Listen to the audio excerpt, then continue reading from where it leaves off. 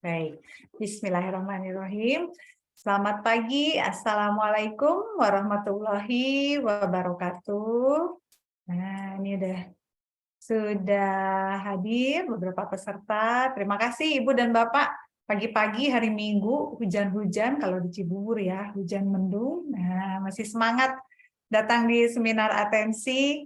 Hari ini hari Minggu tanggal 12 Februari 2023. Nah, oke, sebentar saya ini dulu. Oke, sebentar. Iya.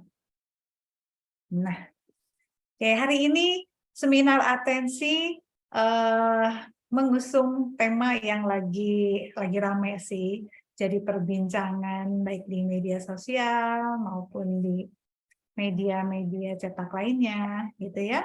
Hari ini sebetulnya kita akan membahas tema pentingnya komunikasi orang tua anak dalam mempersiapkan perilaku seksual di usia remaja. Nah, ini kenapa memilih tema ini, karena memang sekarang ini lagi banyak kekhawatiran para orang tua, khususnya masyarakat Indonesia umumnya, karena saat ini memang cukup banyak kasus-kasus baik itu kekerasan seksual maupun perilaku seksual anak remaja khususnya gitu ya, yang menjadi catatan dan perhatian besar saat ini di Indonesia. Nah, jadi kita mau membahas ini nih sekarang ya. Jadi bagaimana komunikasi orang tua dan anak ini dapat membantu mempersiapkan para remaja khususnya dalam hal mendampingi, mengarahkan, mempersiapkan perilaku seksual mereka, gitu ya. Nah, hari ini kita akan ditemani oleh narasumber yang jauh dari kota Jakarta. Beliau dengan Mbak Rati, coba saya panggil dulu nih. Halo, selamat pagi Mbak Rati. Halo, selamat pagi Mbak Eva. Nah, ini dia. Masih muda sekali.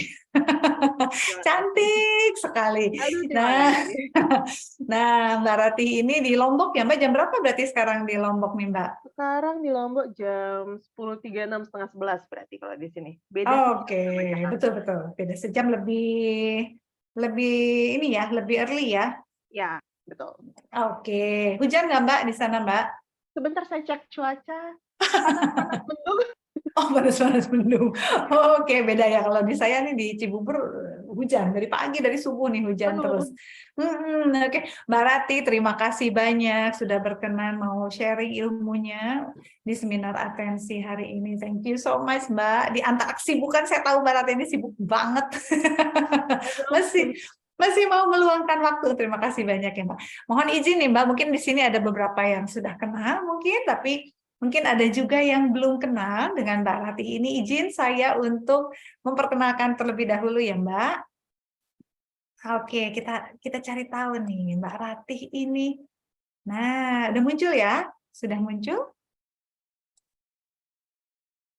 Sudah Mbak. Oke, sip. Nah, jadi Mbak Ratih ini nama lengkapnya karena beliau asli mana sih, Mbak? Anak Agung Sagung Ratih Damayanti. Aslinya dari mana, Mbak? Aku aslinya Bali Mbak. Itu dia, khas Iya, banget ya namanya ya. iya Jadi betul.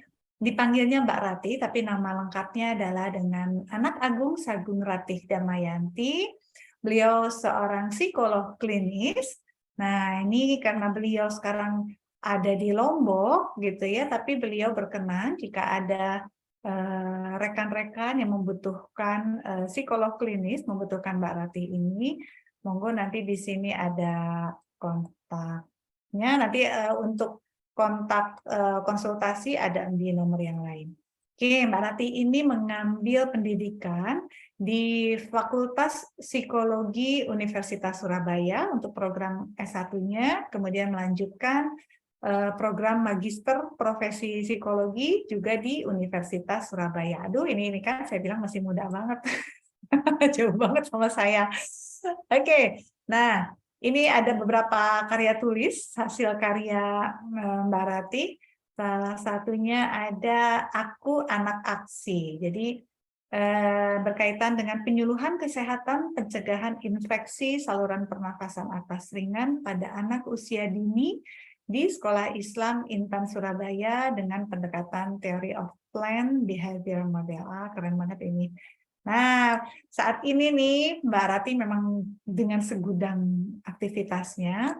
Beliau ini sebagai founder dari Biro Konsultasi Psikologi, nama bironya adalah Arutala Growth Corner. Jadi Biro Arutala Growth Corner ini melakukan asesmen psikologis, jadi nanti akan didampingi oleh para psikolog yang sudah kompeten pastinya. Kemudian perencanaan intervensi dan pembuatan laporan hasil pemeriksaan psikologis klien. Jadi di Biro Arutala Growth Corner ini di Lombok berarti ya Mbak ya, untuk bironya ya? Iya, semuanya di Lombok.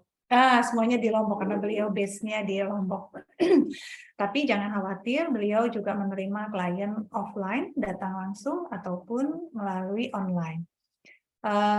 Kemudian beliau juga sebagai tim ahli psikolog, DP 3A Kota Mataram dari 2022 sampai sekarang. Jadi sebagai tim ahli psikolog ini, Mbak Rati melakukan asesmen psikologis, perencanaan intervensi, dan pembuatan laporan hasil pemeriksaan psikologis klien, khususnya pada kasus kekerasan perempuan dan anak. Ini banyak sekali, Mbak Rati ini sudah jam terbangnya udah banyak sekali menangani kasus khususnya kekerasan perempuan dan anak tentunya. Kemudian sebagai associate psikolog di Rumah Hijau Consulting, ini juga di Lombok, melakukan asesmen psikologis, perencanaan intervensi, dan sama pembuatan laporan hasil pemeriksaan psikologis klien, dan dia juga sebagai associate psikolog di Balai Psikologi. Ini juga sama asesmen, intervensi, kemudian memberikan edukasi kesehatan mental melalui Instagram, dan pembuatan laporan hasil pemeriksaan psikologi. Ini organisasi yang Mbak Rati ikuti hingga sekarang. Beliau tergabung sebagai anggota di Himpunan Psikologi Indonesia, Kompartemen Perlindungan Perempuan dan Anak. Di HIMSI ini aktivitas beliau melakukan koordinasi, perencanaan, dan implementasi proyek harian dengan berbagai tim, membuat dokumen aplikasi, fungsional, dan teknis. Beliau juga tergabung di Ikatan Psikolog Klinis Indonesia, memegang jabatan di Divisi Kemitraan dan Humas. Oh, ini aktif nih Mbak Ratih nih di IPK nih, melakukan koordinasi perencanaan dan implementasi proyek harian di berbagai tim.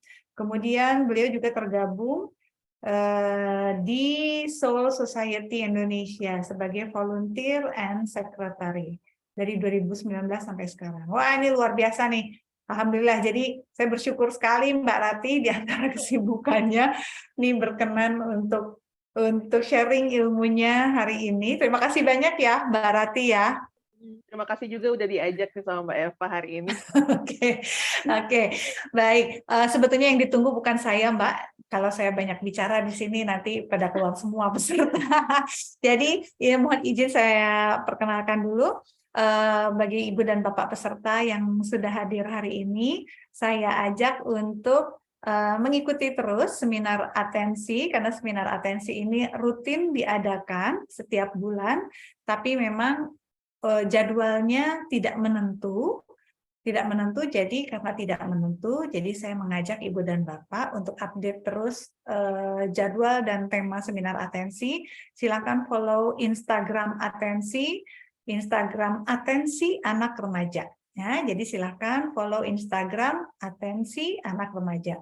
Bagi yang tidak bisa hadir di hari H, jangan khawatir karena semua rekaman seminar atensi itu bisa diakses di channel YouTube Atensi Anak Remaja. Baik, saya sendiri dengan Eva Silvana, saya seorang psikolog klinis anak dan remaja yang akan mendampingi Mbak Ratih di seminar atensi hari ini. Monggo silahkan untuk waktu dan screen-nya saya serahkan Mbak Ratih.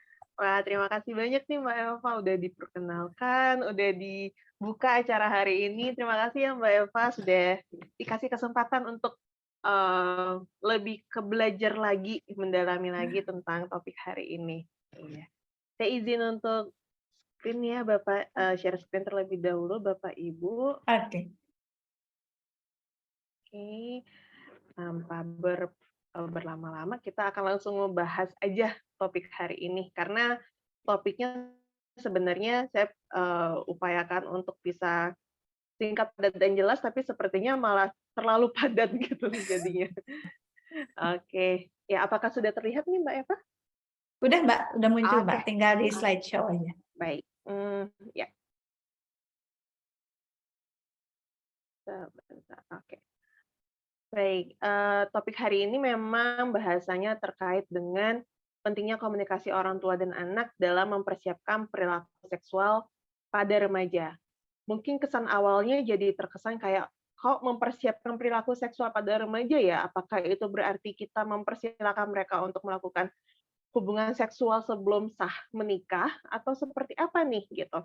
Sebenarnya bukan seperti itu, tetapi mungkin dari beberapa pengalaman kasus yang pernah saya tangani, pada akhirnya saya mendapatkan kesimpulan bahwa kita tidak bisa 100% memastikan bahwa anak akan tidak melakukan hubungan seksual di usia remaja, tapi yang bisa kita lakukan adalah kita membimbing anak-anak ini, membimbing anak-anak remaja kita untuk memiliki untuk lebih kritis dalam melihat situasi sehingga bisa memilih keputusan mana yang akan mereka ambil dalam melakukan hubungan seksual ini, gitu. Baik, sebelumnya terima kasih pada semua teman-teman, Bapak Ibu yang telah bergabung pada hari ini. Di sini saya tujuannya bukan untuk menggurui, tetapi lebih kepada sharing beberapa informasi yang saya dapatkan, dan harapannya ini kita bisa gunakan sebagai media belajar bersama. Jadi, saya juga belajar banyak dari Bapak Ibu, pengalaman nyatanya seperti apa. Mungkin Bapak Ibu bisa mengambil 1-2 poin dari materi hari ini untuk diterapkan kembali di lingkungan dan juga ketika mengawasi anak-anaknya nanti, gitu. Sedikit perkenalan, tadi sudah diperkenalkan sama Mbak Eva, jadi saya skip. Saya langsung memperlihatkan saja ini beberapa footage atau beberapa foto yang pernah saya lakukan gitu dari kegiatan. Selain sebenarnya saya juga terlibat sebagai tim ahli di DP3A Kota Mataram, saya juga beberapa kali bekerja sama dengan kepolisian untuk beberapa tugas dan juga melakukan proses wawancara gitu. Kemudian seperti yang tadi Mbak Eva sudah sampaikan juga, ini saya mungkin sedikit perkenalan saja terkait dengan Biro Praktik Psikologi yang saya kembangkan, gitu. Namanya adalah Arutala Roy Corner yang diharapkan bisa mendampingi menjadi salah satu partner yang terpercaya yang dapat dipercaya oleh teman-teman klien untuk menjadi rekanan bertumbuh, rekanan untuk menenangkan diri, karena kita bisa belajar untuk menjadi pribadi yang lebih tangguh sendiri, tetapi akan lebih baik lah ada temannya juga, biar tidak terasa sendirian juga. Beberapa layanannya, kami ada layanan konseling online offline dan juga asesmen psikologis yang kalau sekarang masih lebih banyak di asesmen minat bakat. Oke, sekian promosinya, saya akan langsung ke intinya ya Bapak Ibu, membahas tentang komunikasi orang tua anak dan juga bagaimana efeknya pada perilaku seksual pada remaja. Dan lebih pentingnya adalah terkait dengan upaya yang bisa kita lakukan untuk mengoptimalkan nih komunikasi orang tua dan anak dalam mempersiapkan perilaku seksual pada anak itu sendiri. Baik, kita semua tahu nih kalau terkait dengan komunikasi itu sebenarnya secara definisi, secara praktik kita tahu komunikasi itu adalah bertukar informasi gitu ya. Jadi komunikasi ini adalah proses pertukaran informasi, gagasan, emosi, keahlian-keahlian yang bisa tertuang atau tersampaikan dengan kata-kata, atau mungkin dengan gambar, atau mungkin hanya dengan gerak tubuh saja kita sudah bisa paham ini orang sebenarnya seperti apa gitu. Jadi komunikasi ini tidak hanya pada dasarnya tidak hanya bertugas untuk bertukar informasi data dan faktual, tapi juga memberikan menjelaskan pada orang lain terkait pendapat kita seperti apa, kemudian opini kita seperti apa, mengekspresikan emosi kita seperti apa, dan juga tanpa sadar kita juga memberikan kontrol dalam proses komunikasi itu juga gitu. Ada juga kita memberikan motivasi dan persuasif ketika kita menjalani komunikasi kepada orang lain. Ini penjelasan komunikasi secara umum, gitu. Dan ini komunikasi yang seperti ini bisa kita lakukan juga pada rekanan kita, pada anak-anak, maupun pada orang tua kita. Jadi komunikasi ini adalah proses penyampaian informasi, gitu. Nah, ketika kita kaitkan di dalam keluarga, ternyata komunikasi tidak sesimpel hanya pertukaran informasi saja nih Bapak Ibu, gitu. Ternyata komunikasi di dalam keluarga itu bisa kita lihat dari seberapa sering kita ngobrol dan seberapa ragam obrolan kita, gitu.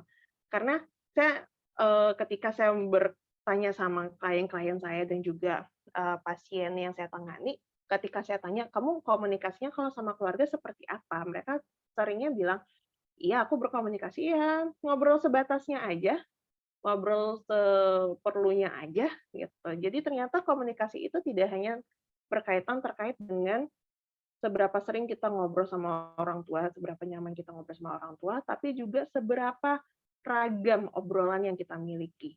Apakah keluarga itu cenderung memiliki values atau nilai atau nilai-nilai yang seragam, tidak boleh ada yang berbeda, atau mereka bisa menerima keberagaman itu sendiri, gitu. Secara teori, ini saya mungkin sekilas saja menjelaskan terkait secara teorinya bagaimana sih pola komunikasi di dalam keluarga. Ini baru pola ya, kita belum membahas terkait dengan gaya komunikasinya. Kalau kita melihat sebenarnya ada dua poin utama gitu kalau kita melihat komunikasi di dalam keluarga polanya. Yang pertama dari seberapa bisa kita terbuka untuk mengajak orang lain berkomunikasi, yang ini akan berkaitan sekali dengan seberapa sering kita berkomunikasi atau seberapa lama kita bisa berkomunikasi gitu. Yang kedua adalah terkait dengan keberagaman topiknya, yang itu terkait sama konformitasnya. Konformitas ini terkait dengan homogenitas, kesamaan, keseragaman nilai keyakinan yang diakui di dalam atau diyakini di dalam keluarga tersebut. Ini ada 4, pada akhirnya akan terbagi menjadi 4 pola komunikasi di dalam keluarga.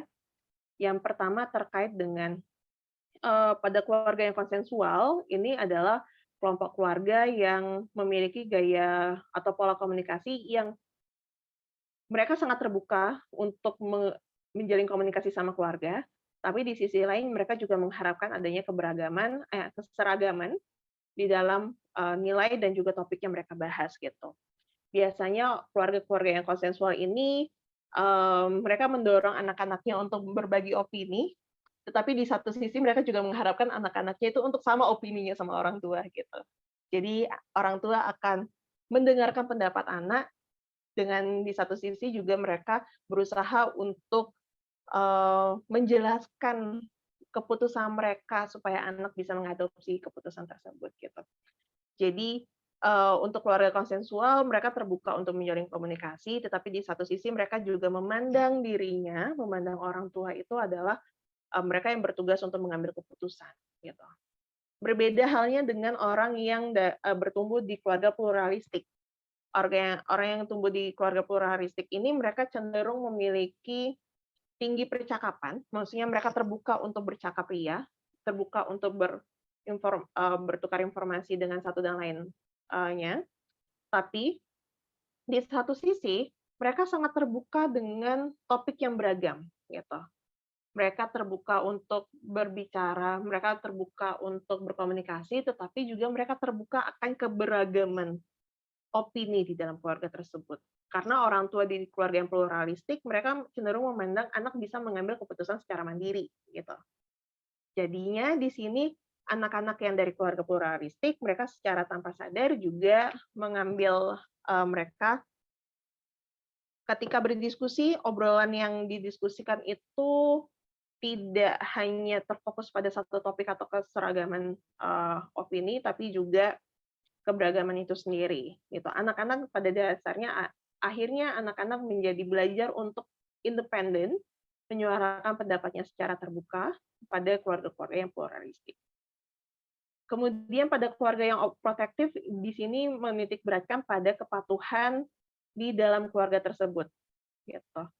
Kepatuhan akan values yang diyakini, kepatuhan akan keseragaman opini.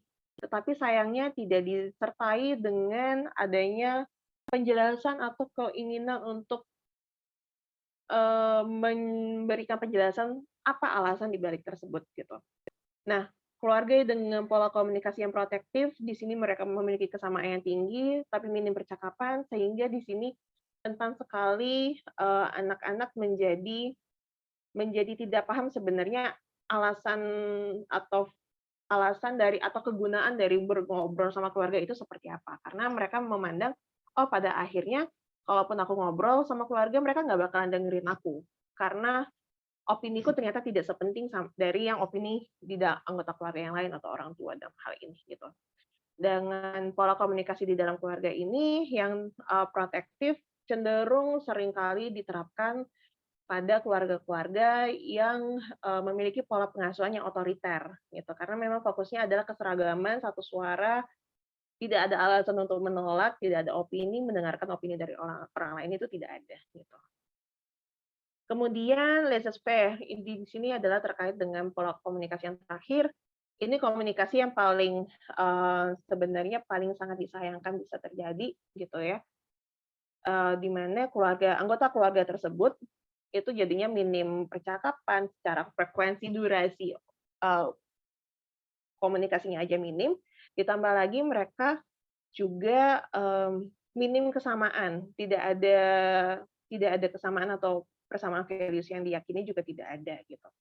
Jadi orang-orang dengan pola komunikasi keluarga yang laissez-faire cenderung lebih cuek terhadap anggota keluarganya gitu. Mereka cenderung cuek, seperti abai, ya terserah dia mau ngelakuin apa, itu urusannya dia, yang lainnya aku nggak terlalu peduli gitu.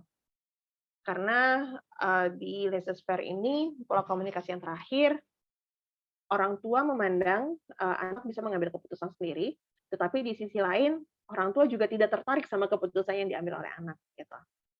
Akhirnya pada anak-anak yang tumbuh di keluarga yang seperti ini, mereka cenderung mengambil keputusan, mereka cenderung untuk bisa dikatakan lebih banyak terpengaruhi oleh teman sebaya dalam pengambilan keputusannya, dan juga terkait dengan dipengaruhi oleh lingkungan-lingkungan eksternal gitu.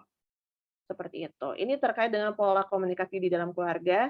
Jadi saya harap ini mungkin agak pusing buat beberapa orang ketika mendengarkannya pertama kali gitu. Tapi poin utamanya adalah bahwa komunikasi itu tidak hanya soal seberapa sering ngobrolnya, tapi juga seberapa ragam dan seberapa dalam obrolannya juga gitu. Dan ini akhirnya menjadi poin utamanya adalah kita bisa menerima komunikasi meskipun kita berbeda pandangan, berbeda pendapat, kita masih bisa nyaman untuk berkomunikasi dengan antar anggota keluarga. Itu yang menjadi poin utama ketika kita membahas komunikasi di dalam keluarga. Oke. Berikutnya, sebentar. Oke. Berikutnya kita membahas sedikit terkait dengan gaya komunikasi. Gaya komunikasi ini mungkin banyak sekali sudah beredaran di media sosial maupun juga di berbagai platform edukasi bahwa gaya komunikasi ini sangat mempengaruhi bagaimana kita mempersepsikan diri kita dan juga bagaimana kita memahami bagaimana pentingnya orang lain sama kita itu setara apa tidak gitu. Karena gaya komunikasi ini akan sangat relate sekali dengan boundaries atau batasan yang kita miliki dari lingkungan luar gitu ya. Nah, orang-orang dengan gaya komunikasi, ya di sini ada 4 gaya komunikasi, ada pasif, pasif agresif, agresif, dan juga asertif. Mungkin banyak orang yang ngerasa, kok aku bisa ya cenderung pasif sama si A, tapi aku cenderung agresif atau nyerang sama si B. Atau aku bisa tegas kok sama si C, tapi kok aku rasanya kayaknya pasif agresif ya, atau kayak iya di depan tapi tidak di belakang gitu. Kayak mau tapi tidak mau gitu sama si B gitu.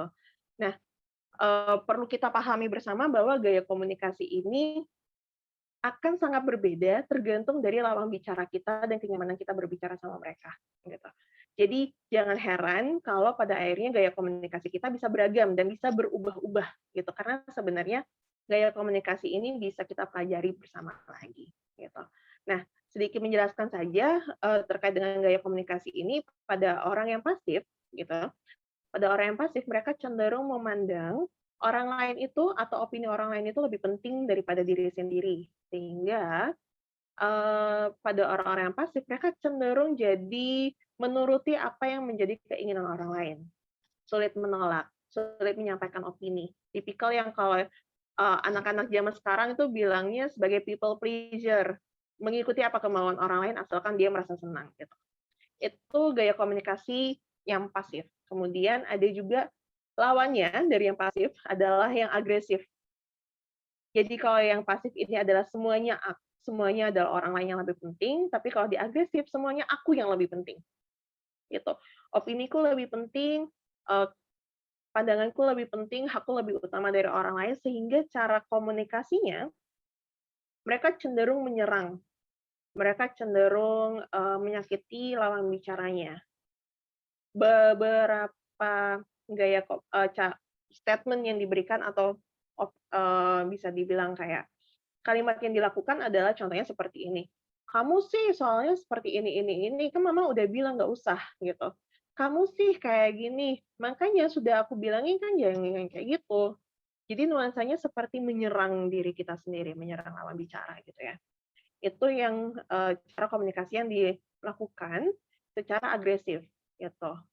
Kemudian ada satu lagi yang namanya pasif agresif. Ini kayak dia mau iya tapi ya enggak, mau mau ngikutin orang lain tapi kok ya kesel sendiri di dalam gitu. Orang-orang yang pasif agresif ini cenderung sarkasme cara komunikasinya, cenderung sarkasme. Apakah selalu? Tidak juga gitu ya. Mereka bisa menunjukkannya dengan cara yang beragam gitu. Orang-orang yang pasif agresif ini rentan sekali mereka untuk setuju di awal tapi menggerutu di belakang atau dia menyerangnya secara halus gitu orang-orang yang pasif agresif ini. Nah, kemudian gaya komunikasi yang terakhir adalah komunikasi yang asertif. Asertif ini maksudnya tegas, lugas, jelas. Di mana orang-orang yang asertif ini memandang opiniku sama opinimu itu setara, sama-sama penting. Aku menghargai opinimu, kamu menghargai opiniku. Aku menjelaskan seperti ini, batasannya seperti ini. Jadi batasan yang dijelaskan secara asertif atau secara lugas itu menjadi tegas dan jelas. Kalau agresif tadi menjelaskan dengan cara kamu, gitu ya, menjelaskannya dengan cara kamu sih kayak gini gini gini, kamu sih kayak gini gini. Misal kalau anak lagi melakukan kesalahan ya, kan sudah mama bilangin, kamu sih nakal terus, kamu sih nggak dengerin, gitu ya. Sedangkan kalau orang asertif, mereka cenderung memandangnya cara komunikasinya lebih ke kayak, oke, mama nggak suka yang seperti ini, mama nggak suka sama perilakumu yang seperti ini. Jadi alasan emosi muncul, alasan kenapa dia marah itu menjadi jelas. Tidak hanya yang kayak labeling bahwa, oh kalau anak melakukan sebuah kesalahan berarti anak nakal, nggak yang seperti itu. Gitu. Nah, gaya komunikasi ini mungkin Bapak Ibu mungkin menyadari bahwa, oh sepertinya aku cenderung pasif ya, oh atau mungkin aku ketika jelasin ke anak aku cenderung agresif ya, oh kayaknya aku pasif agresif deh, aku nggak jelas dalam menentukan sikapku seperti apa. Kayak gitu. Mungkin ini bisa menjadi renungan kembali sebenarnya gaya komunikasiku seperti apa, dan nanti bisa direfleksikan buat next-nya berarti aku perlu seperti apa ya, gitu. Kepada anak dan remajaku yang ada di rumah, gitu. Nah, ketika kita membahas karena tadi kalau kita flashback ke paling awal, komunikasi ini adalah media kita untuk bertukar informasi kepada lawan bicara. Yang dalam konteks kali ini adalah keluarga, anggota keluarga tersebut. Nah, pada keluarga dengan pola komunikasi yang tidak sehat ini maksudnya seperti apa sih? Yang pertama, tidak menghargai, tidak mendengarkan, cenderung menyalahkan, cenderung tidak mendukung, cenderung menjatuhkan, itu pola komunikasi yang tidak sehat karena tidak membuat seseorang itu menjadi bertumbuh dan berkembang secara optimal gitu. Nah, keluarga dengan pola komunikasi yang seperti itu, mereka cenderung pada akhirnya anggota keluarganya jadi cenderung merasa khawatir untuk menyuarakan pendapatnya. Mereka merasa khawatir untuk mengatakan, "Aku tidak suka." aku sukanya ini, aku tidak suka yang itu. Mereka jadi khawatir karena mereka harus memastikan kembali bagaimana eh, bagaimana seperti ekspresi anggota keluarganya itu seperti apa, baru dia bisa menyampaikan opininya dengan lebih nyaman gitu. Karena mereka merasa khawatir untuk menyuarakan pendapat di dalam rumah, otomatis mereka juga kalau memiliki masalah dari lingkungan sehari-hari, dari lingkungan pertemanan atau sosialnya, mereka jadi berpikir ekstra banget untuk, "Aku mau ngobrolin ini nggak ya di dalam rumah?" Gitu. Aku bakalan cerita nggak ya nih sama mama, aku cerita nggak ya sama papa, gitu. Jadi mereka juga khawatir untuk mendiskusikan, permasalahan mereka, akhirnya kesannya tiba-tiba ada masalah, orang tua jadi merasa, "Kok kamu nggak pernah cerita sih sampai sekarang kalau kamu punya masalah seperti ini?" Gitu. Jadi, dari pola komunikasi yang tidak sehat di awal aja, itu sudah membuat anak menjadi merasa khawatir untuk menyuarakan pendapat, sehingga anak cenderung untuk jarang mendiskusikan permasalahannya yang dia temui di luar rumah, sehingga ketika terjadi sebuah masalah yang besar, orang tua jadi merasa, "Kok kamu tidak membicarakan masalah ini di dalam rumah? Emang rumah ini buat apa? Emang kamu cuma sendirian?" Jadi kesannya seperti itu. Dan pada keluarga dengan pola komunikasi yang tidak sehat, mereka cenderung berfokus pada perilaku yang salah, gitu. Perilaku yang salah menjadi lebih terlihat daripada perilaku lainnya. Dan pada dasarnya yang menjadi permasalahan dari pola komunikasi yang tidak sehat itu bukan soal perilakunya yang menjadi masalah, tetapi pengabaian dari masalah itu sendiri. Mengabaikan, menganggap itu hal yang remeh, menganggap itu jadi hal yang tidak penting. Itu yang menjadi salah satu eh, permasalahan atau akar masalah yang paling utama dari pola komunikasi yang tidak sehat tersebut di dalam keluarga. Nah, padahal idealnya nih, kalau keluarga dengan pola komunikasi yang sehat, itu anak menjadi bisa mengekspresikan dirinya dengan tenang kepada keluarganya, kepada orang tuanya, gitu. Harapannya kan keluarga itu adalah menjadi rumah paling aman dan nyaman bagi anak untuk berekspresi. Itu menjadi tujuan utamanya di dalam keluarga, gitu. Jadi pada keluarga dengan pola komunikasi yang sehat, tidak hanya menuntut dia, tapi juga menghargai dia secara individu, anak menjadi dapat mengekspresikan diri dengan tenang.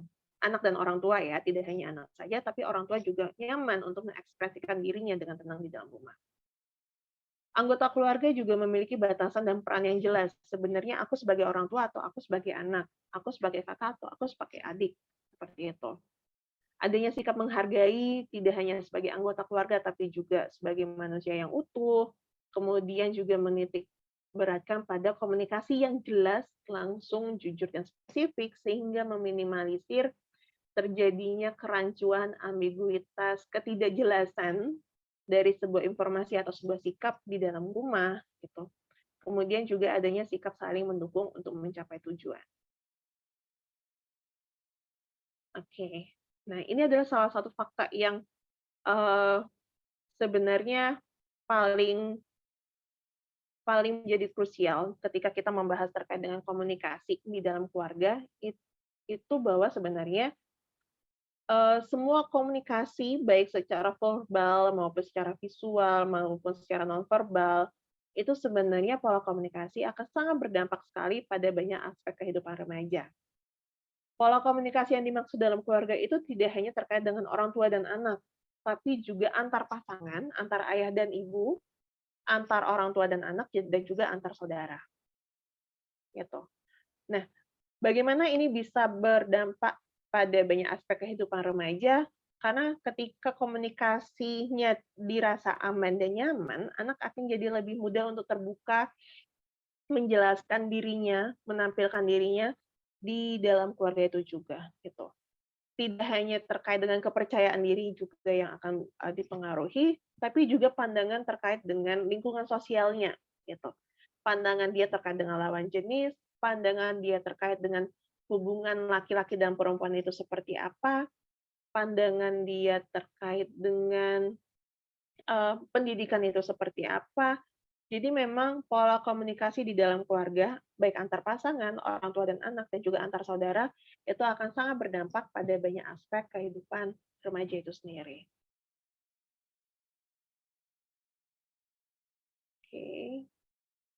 Nah, selanjutnya kita akan membahas tentang perilaku seksual pada remaja. Mungkin di sini akan ada beberapa kasus yang akan saya sampaikan dari hasil hasil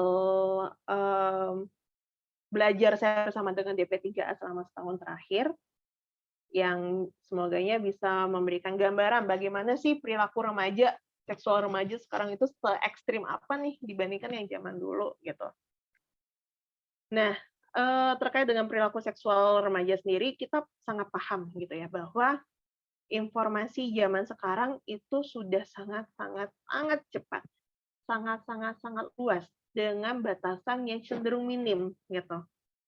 Proteksi sebenarnya bahasan ini bisakah untuk anak remaja, kita nggak tahu seberapa kuat batasannya itu. Nah, anak-anak itu memiliki akses yang sangat luas dibandingkan anak-anak sekarang ya. Itu remaja sekarang memiliki akses informasi yang jauh lebih luas dibandingkan remaja di tahun-tahun sebelumnya. Mungkin kalau di tahun sebelumnya kita ngebahas soal seksual tuh masih kayak sembunyi-sembunyi, atau enggak kayak dapatnya bacanya dari buku atau kayak gimana gitu kan ya. Kalau sekarang buka internet bisa ada banyak informasi seksualitas, terus sekarang juga banyak sekali kasus-kasus kekerasan seksual yang muncul seperti itu. Jadi memang secara akses informasi, anak-anak sekarang atau remaja sekarang, mereka lebih rentan untuk menerima informasi yang beragam dari berbagai arah terkait dengan isu seksual ini. Dan mereka juga bisa mendapatkan informasi terkait dengan pacaran itu sendiri seperti apa, sebelum kita membahas soal perilaku seksualnya ya. Mendapatkan informasi tentang pacaran itu sendiri juga bisa dari media sosial, bisa dari teman, ataupun dari saudara. Mereka tahu bahwa mereka memahami bahwa pacaran itu adalah hubungan antara laki-laki dan perempuan yang kalau kita melihat di media sosial kayaknya pacaran itu selalu dengan hal-hal yang romantis menyenangkan gitu. Padahal sebenarnya tidak seperti itu gitu ya. Nah, dengan informasi yang beragam, dengan informasi yang kita tahu tidak bisa kita batasi secara 24/7 jam gitu ya, 24 jam per 7 hari, akhirnya anak juga jadi lebih berpeluang untuk terlibat dalam hubungan relasi lawan jenis gitu, terkait dengan pacaran itu sendiri. Nah, secara informasinya sudah banyak, secara batasannya minim, ditambah lagi pendidikan terkait kesehatan seksual dan reproduksi juga minim, baik di sekolah maupun di rumah. Kali ini jadi kesannya kayak, oh anak terkesan jadi lepas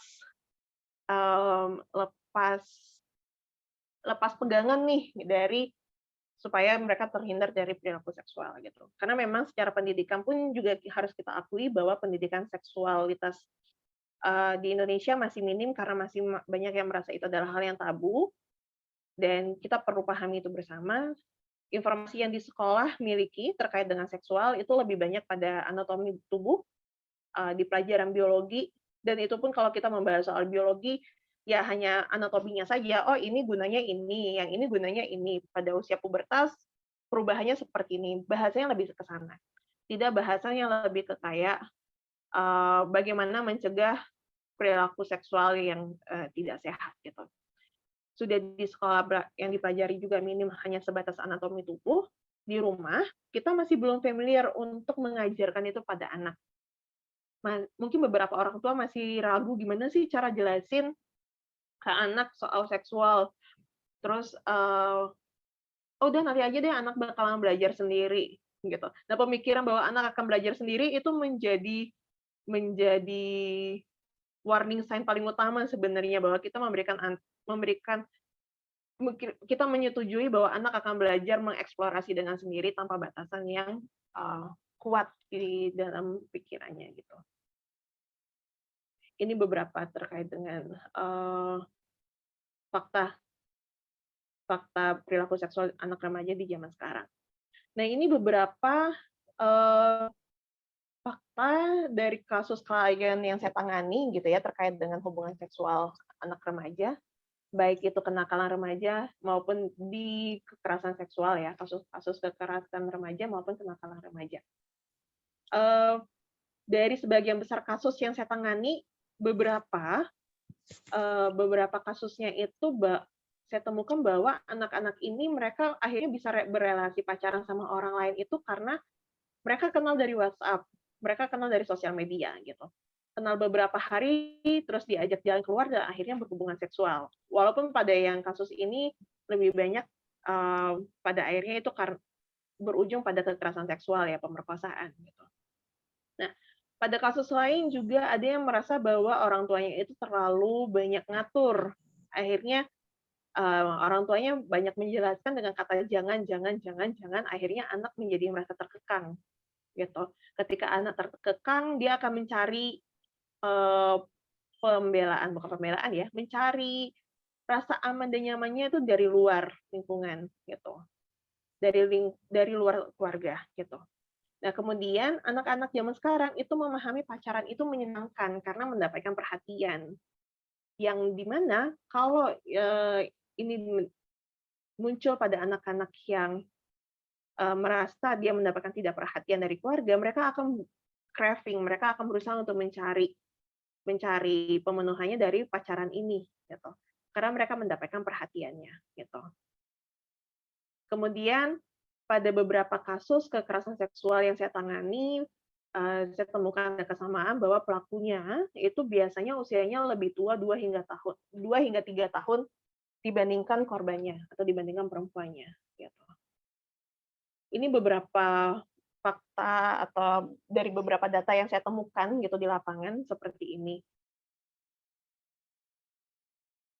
Kemudian ini ada beberapa data perilaku seksual remaja di Indonesia yang saya temukan dari salah satu penelitian terkait dengan faktor yang berhubungan dengan perilaku seksual pada remaja yang berpacaran di Kota Denpasar. Bahwa sebenarnya secara fakta datanya memang banyak sekali bahwa tidak sedikit gitu ya dari teman-teman yang sudah teman-teman remaja yang sudah berpacaran itu melakukan perilaku seksual yang beragamnya seperti ini. Ada yang bergandengan tangan, kemudian ada yang paling banyak kedua berpelukan, kemudian cium pipi, kemudian cium bibir, kemudian meraba badan, meraba kelamin, petting, kemudian oral seks, vaginal seks, dan anal seks gitu. Kalau kita berbicara terkait dengan perilaku seksual, ini adalah bentuk-bentuk perilaku seksual yang dilakukan bersama pasangan. Ada lagi perilaku seksual yang mungkin tidak dilakukan bersama pasangan, tapi dilakukan secara mandiri, yaitu masturbasi gitu. Yang perlu kita pahami bahwa itu juga termasuk salah satu perilaku seksual juga gitu. Ternyata kalau kita lihat cukup banyak anak-anak yang sudah sampai melakukan perilaku seksual yang sampai penetrasi gitu ya, sampai penetrasi atau vaginal sex gitu di sini. Angka 6,47%.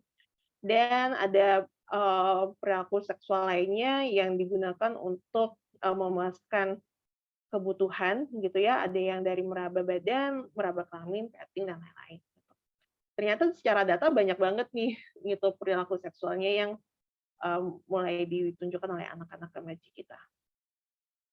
Dan ini adalah ini bukan data perilaku seksual, tapi ini lebih kepada data dispensasi pernikahan anak yang diputus pengadilan agama selama 3 tahun terakhir semenjak pandemi gitu. Kalau kita pahami ternyata angkanya menjadi menjomplang sekali tinggi gitu ya. Selama 3 tahun terakhir bahwa angkanya bisa sampai 2 kali lipat dari yang sebelumnya 23.000 dan di tahun 2020 menjadi 63.000.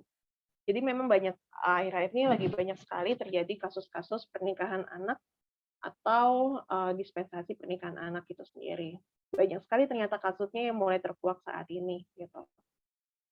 Nah, kalau kita berbicara terkait dengan bagaimana kaitannya perilaku seksual ini sama keluarga, maka kita perlu pahami bahwa peranan di dalam keluarga, pengajaran edukasi di dalam keluarga itu sekarang lebih banyak titik beratnya pada ibu gitu, karena mungkin ini merupakan efek atau salah satu konsekuensi dari adanya pemikiran bahwa ayah itu tugasnya adalah mencari nafkah, sedangkan ibu adalah tugasnya untuk mengurus pekerjaan domestik yang di dalam rumah. Sehingga tanpa sadar ibu seringkali menjadi informan utama di dalam rumah dalam konteks apapun. Dan salah satunya terkait dengan kesehatan reproduksi. Tapi kadang kita perlu pahami bahwa sebenarnya kalau ngomongin kesehatan reproduksi tidak bisa hanya dititik mereka pada ibu. Ayah juga perlu terlibat dalam hal ini. Gitu. Karena mungkin ada beberapa hal-hal terkait dengan kesehatan reproduksi yang bisa ayah jelaskan pada anak laki-lakinya gitu. Atau ayah bisa jelaskan pada anak perempuannya terkait kalau kamu diajakin sama orang kayak gini, kamu jangan mau ya kayak gitu. Itu kan ayah yang lebih bisa menjelaskan karena ayah yang secara biologis ayah yang lebih paham terkait dengan hal-hal tersebut. Tapi sayangnya secara penelitian memang lebih banyak ibu yang lebih berperan sebagai informan utama terkait dengan kesehatan reproduksi di dalam keluarga. Gitu. Nah, kemudian adanya perasaan malu dan bingung dalam membahas kesehatan reproduksi dan seksual ini menjadi salah satu faktor resiko dan faktor penghambat dari pemahaman anak yang lebih baik terkait dengan kesehatan seksual itu harusnya seperti apa gitu. Dan kan sebenarnya kalau kita lihat gitu ya, sebenarnya keterbukaan dan rasa nyaman anak untuk bercerita sama orang tua, terutama terkait dengan hubungan seksual, itu sebenarnya memperkecil kemungkinan keterlibatan anak dalam perilaku seksual yang beresiko. Perilaku seksual beresikonya seperti apa sih? Yang pertama, dia melakukan hubungan seks tanpa kondom atau tanpa pengaman. Yang kedua, dia melakukan hubungan seks di usia dini, masih di usia sekolah. Yang ketiga, dia melakukan hubungan seks bergonta-ganti pasangan. Itu kan juga termasuk perilaku seksual yang beresiko. Gitu. Nah, sebenarnya keterbukaan dan rasa nyaman anak untuk menceritakan terkait dengan segala informasi itu sebenarnya akan membantu memperkecil kemungkinan anak untuk terlibat dalam perilaku seksual yang beresiko ini. Hanya saja memang PR-nya bagi kita, bagi orang Indonesia adalah untuk sebagai orang tua sendiri kita juga perlu nyaman untuk membicarakan hal-hal ini kepada anak sesuai dengan usianya gitu. Gitu. Jadi ini berdasarkan beberapa penelitian ya. Nah, kalau ditanya akhirnya kenapa sih anak itu jadi bisa melakukan hubungan seksual gitu ya, padahal usianya masih sangat muda gitu, masih sangat-sangat belia sebelum mereka bisa mengambil keputusan yang lebih baik gitu. Kita perlu pahami bahwa ada banyak faktor yang akhirnya membuat perilaku seksual remaja itu bisa muncul. Yang pertama secara biologis atau secara hormonal.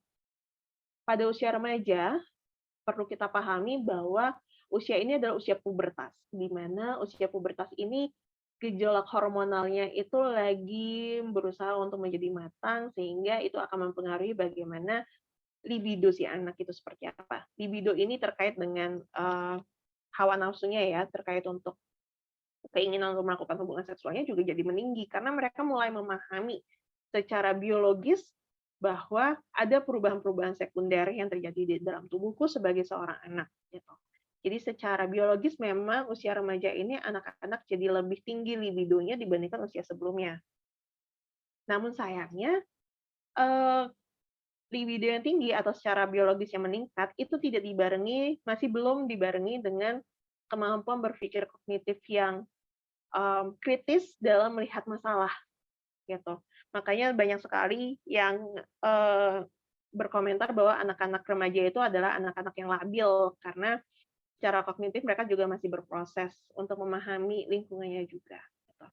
Ditambah lagi dengan faktor teman sebaya. Mungkin ada teman-temannya yang memandang atau perkumpulan sosialnya, gengnya teman-teman remaja ini yang memandang bahwa oh kamu kalau nggak melakukan hubungan seks kamu masih cupu, kamu masih cemen, kayak gitu. Terutama buat anak laki-laki biasanya nih. Anak laki-laki kadang dituntut untuk menunjukkan kejantanannya dengan menjelaskan mereka sudah melakukan hubungan seksual apa enggak, gitu. Ada beberapa anak laki-laki, gitu. Ditambah lagi adanya media sosial dan juga media porno yang beredaran luas di internet, gitu ya. Pada akhirnya adanya romantisasi hubungan seksual, adanya romantisasi terkait dengan pacaran itu sendiri seperti apa di media sosial itu membuat anak jadi lebih memiliki pandangan yang positif terkait dengan hubungan seksual itu sendiri itu seperti apa di lingkungannya mereka gitu. Kemudian yang faktor terakhir adalah keluarga. Kenapa keluarga pada akhirnya menjadi salah satu faktor anak melakukan hubungan seksual karena dinamika di dalam keluarga sendiri itu akan mempengaruhi bagaimana anak bertindak. kembali lagi, komunikasi di dalam keluarga itu juga akan mempengaruhi bagaimana anak memahami values yang benar dan salah seperti apa, memahami bagaimana lingkungan sekitarnya itu mengancam apa tidak, bagaimana memilih pasangan yang tepat itu seperti apa, dan lain-lain. Nah, inilah menjadi PR besar sekali, tidak hanya pada sekolah, tapi juga pada keluarga, untuk bisa menjadi benteng dan gerbang paling pertama untuk mencegah anak-anak melakukan sebuah tindakan yang mereka tidak pahami dampaknya seperti apa, gitu. Nah, ini terkait dengan tadi faktor kognitif ya, faktor kognitif kenapa anak bisa akhirnya mengambil keputusan yang gegabah gitu. Kalau kita pahami ini adalah gambar otak manusia secara secara visualnya seperti ini. Jadi otak manusia itu seperti ini, ada yang namanya prefrontal cortex, pituitary gland, amygdala, brain system, hipotalamus. Yang saya menjadi fokus utama adalah di bagian prefrontal cortex dan juga amygdala ini. Nah, pada usia remaja, prefrontal cortex ini yang bertugas untuk membuat keputusan, membuat pertimbangan, mencari solusi dengan rasional, itu masih dalam masa yang berkembang, gitu. Prefrontal cortex ini masih masa perkembangan, sedangkan di sisi lain, bagian yang lain ada amigdala ini. Amigdala ini adalah bagian otak yang berkaitan dengan emosi, dorongan, agresi, perilaku instinktif yang ada di dalam tubuh manusia. Dan kalau dibandingkan dengan prefrontal cortex, amigdala ini jauh lebih matang dibandingkan prefrontal cortex. Kembali lagi, prefrontal cortex ini adalah otak yang bertugas untuk berpikir rasional, sedangkan amigdala ini bagian otak yang berkaitan sama emosi. Emosinya ini lebih matang nih buat anak-anak remaja karena memang proses berkembangnya amigdala itu lebih matang dibandingkan prefrontal cortex. Nah, hal inilah yang membuat remaja itu cenderung mengambil keputusan dengan terburu-buru dan belum kritis. Karena memang bagian otak yang untuk berpikir rasionalnya saja masih belum bertumbuh dengan maksimal gitu. Hal inilah yang akhirnya membuat anak-anak remaja cenderung mengambil keputusan dengan terburu-buru, berfokus pada kesenangan, yang penting happy, dan juga mereka butuh proses untuk lebih kritis dalam melihat lingkungannya. Gitu. Akhirnya ini yang membuat memang anak-anak jadi secara kognitif perlu pendampingan yang secara lebih detail lagi, perlu lebih terarah untuk mengambil keputusan dengan lebih bijak.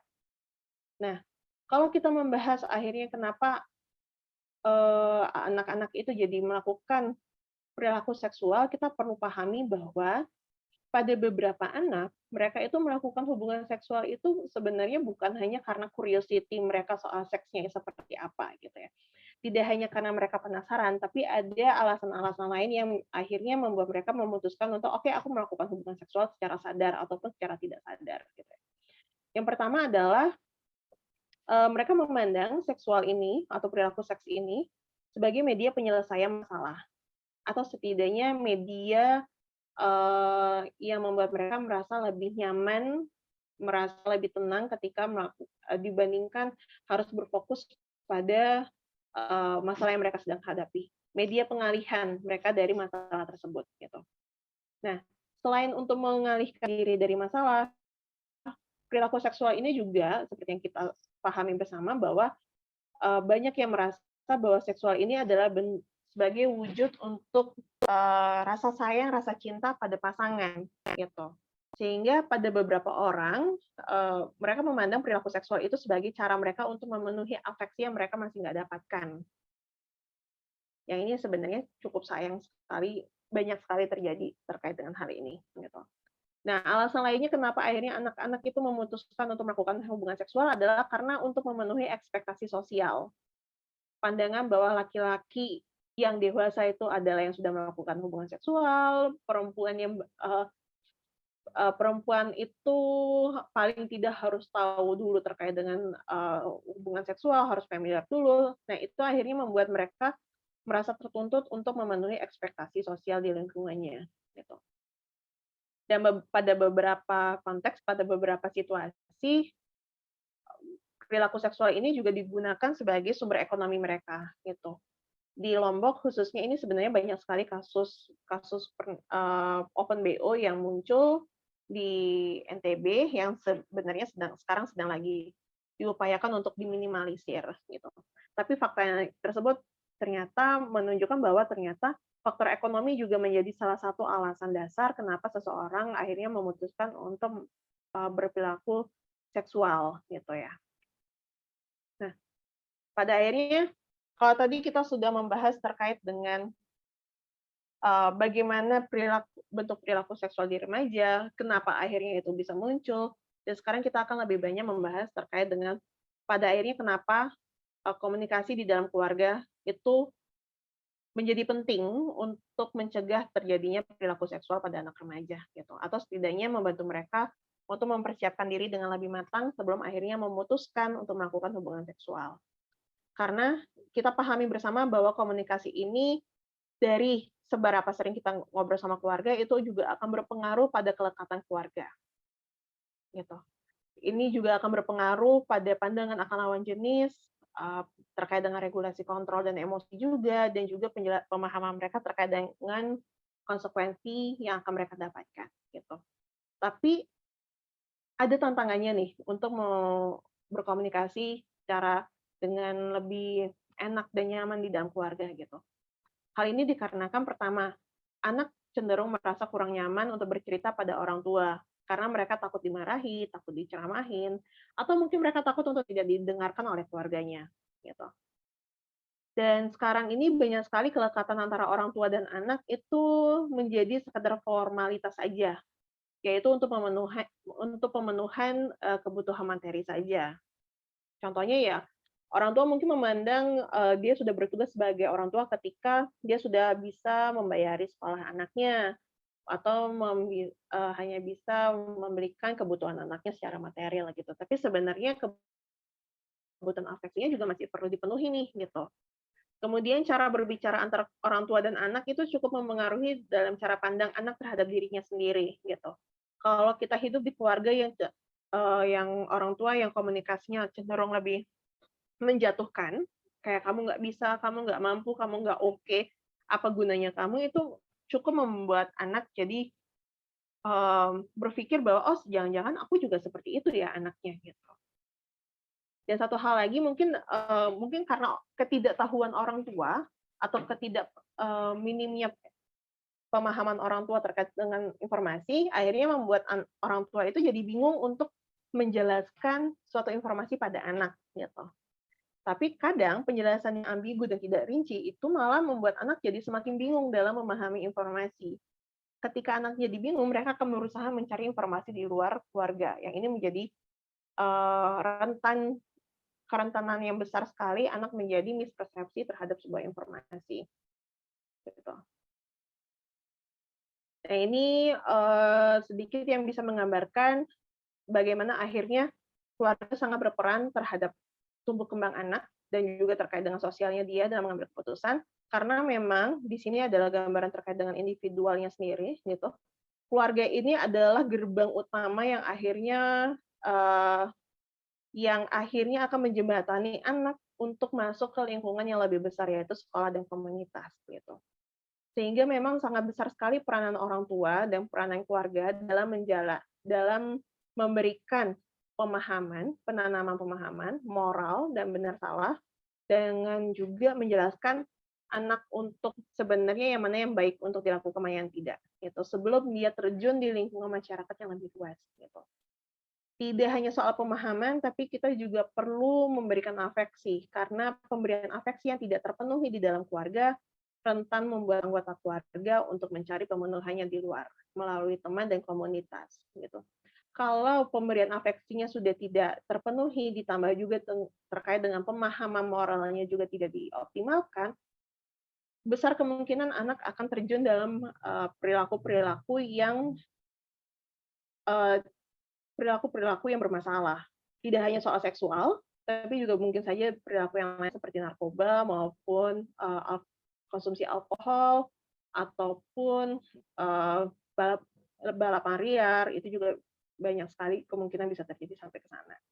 Jadi memang PR banget nih untuk keluarga, untuk para orang tua, untuk diri sendiri atau mungkin om, tante yang hadir di hari ini untuk sama-sama melihat kembali bagaimana pola di dalam keluarga, gitu. Pola batasan di dalam keluarga seperti apa, gitu. Karena pada akhirnya di keluarga inilah kita akan belajar terkait dengan nilai-nilai yang dimaksud bukan nilai angka 10 sampai 100 gitu ya. Tapi nilai yang di sini terkait yang mana yang penting, mana yang tidak, gitu. Mana yang menjadi batasan atau boundaries kita, gitu ya. Boundaries ini maksudnya dari nilai itu akan diturunkan mana yang menjadi sikap yang bisa kita terima, mana yang tidak, gitu. Kemudian dari keluarga ini juga kita belajar untuk berpikir kritis, memahami lingkungan, dan juga kepercayaan diri dalam mengambil keputusan dan juga meregulasi diri, gitu. Nah, ini mungkin sedikit saya tidak saya tidak meyakini bahwa semua orang akan sependapat dengan apa yang saya akan sampaikan gitu ya. Tapi memang pada dasarnya orang tua, kita, om, tante, kakek, nenek, sebenarnya kita tidak bisa 100% mencegah anak untuk terlibat dalam perilaku seksual gitu. Tapi kita bisa membantu anak untuk mengambil keputusan yang lebih matang sebelum melakukan hubungan seksual. Kapan saatnya mereka ngambil keputusan untuk ngambil, oke, aku melakukan hubungan seksual di usia segini, aku mau melakukan hubungan seksual ketika aku sudah apa, kayak gitu. Ini yang bisa kita berikan kepada anak-anak. Kita tidak bisa menjamin 100% bahwa anak tidak akan terlibat dalam perilaku seksual, gitu ya. Tapi kita bisa membantu mereka untuk mengambil keputusan yang lebih matang sebelum melakukan hubungan seksual.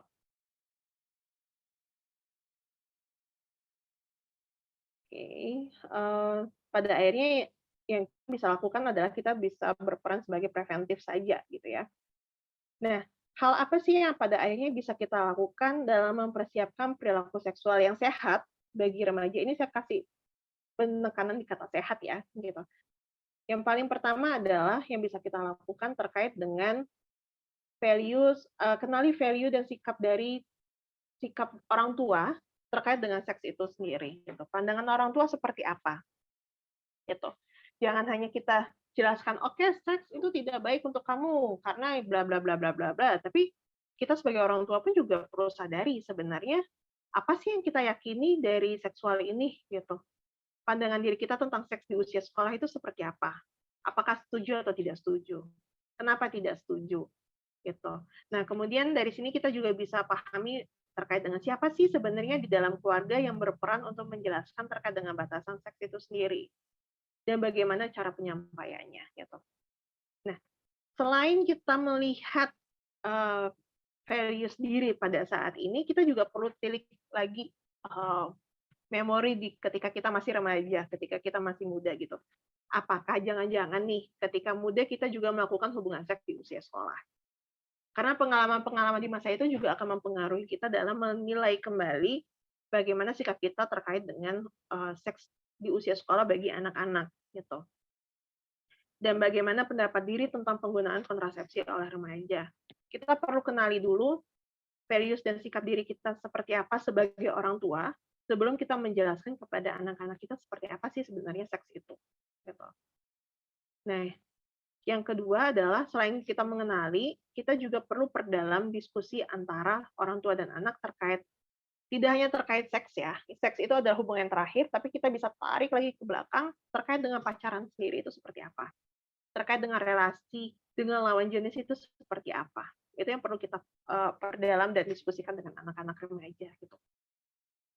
Kenapa itu perlu dikasih penjelasan seperti itu, perlu diperdalam diskusinya karena berulang kali dari tadi saya sampaikan bahwa anak itu bisa mencari informasi terkait dengan seks itu secara bebas. Kalau tidak diberikan diskusi, kalau tidak dimulai dengan diskusi di dalam keluarga. Kalau anak mencari informasi seks secara bebas, mereka cenderung untuk mendapatkan informasi yang tidak tepat. Gitu. Selain itu juga memperbesar peluang anak untuk belajar secara mandiri, salah satunya dengan menonton porno, film-film porno, gitu kan. Kemudian yang ketiga adalah jawaban yang tidak jelas atau diskusi yang abu-abu dan ambigu itu biasanya membuat anak menjadi lebih rentan bingung. Sebenarnya aku harus gimana sih soal ini gitu. Tapi mungkin salah satunya yang menjadi kesulitan orang tua untuk berdiskusi terkait dengan seks dan relasi itu mungkin karena ada pandangan bahwa kalau aku jelasin berarti aku ngedukung anak buah seks usia dini dong. Enggak, bukan kayak gitu ya, gitu. Kita menjelaskan sebenarnya mana yang baik, mana yang tidak, gitu. Dalam penjelasan diskusi ini juga kita bisa mengenali values kita tadi, sehingga tidak serta-merta kayak bilang, "Oke, kamu ngelakuin aja bebas," kayak seperti itu. Nah, ini dalam proses diskusinya, dalam proses, penjelasan terkait dengan relasi pacaran, terkait dengan, mmm, seksual itu sendiri, sebisa mungkin gunakan kata atau yang tepat untuk menjelaskannya, gitu. Kata yang tepat dan sederhana, gitu. Karena ini salah satu, berdasarkan pengalaman kemarin ketika menangani satu kasus, satu klien, ketika dia sudah masih usia SD kalau tidak salah, eee, ini jadi bahan PR bersama ya, bahan belajar bersama ya, bahwa anak ini sebenarnya tidak memahami kalau dia melakukan hubungan seksual, tapi yang dia pahami adalah dia melakukan zina. Sehingga dalam proses, pemeriksaannya saya coba tanyakan, "Kamu menurutmu seks itu apa sih? Seks itu, hah? Apa itu, Kak?" Gitu. Oke, ganti kata dengan, "Oke, kalau menurutmu berhubungan badan itu apa? Kamu tahu nggak berhubungan badan itu apa?"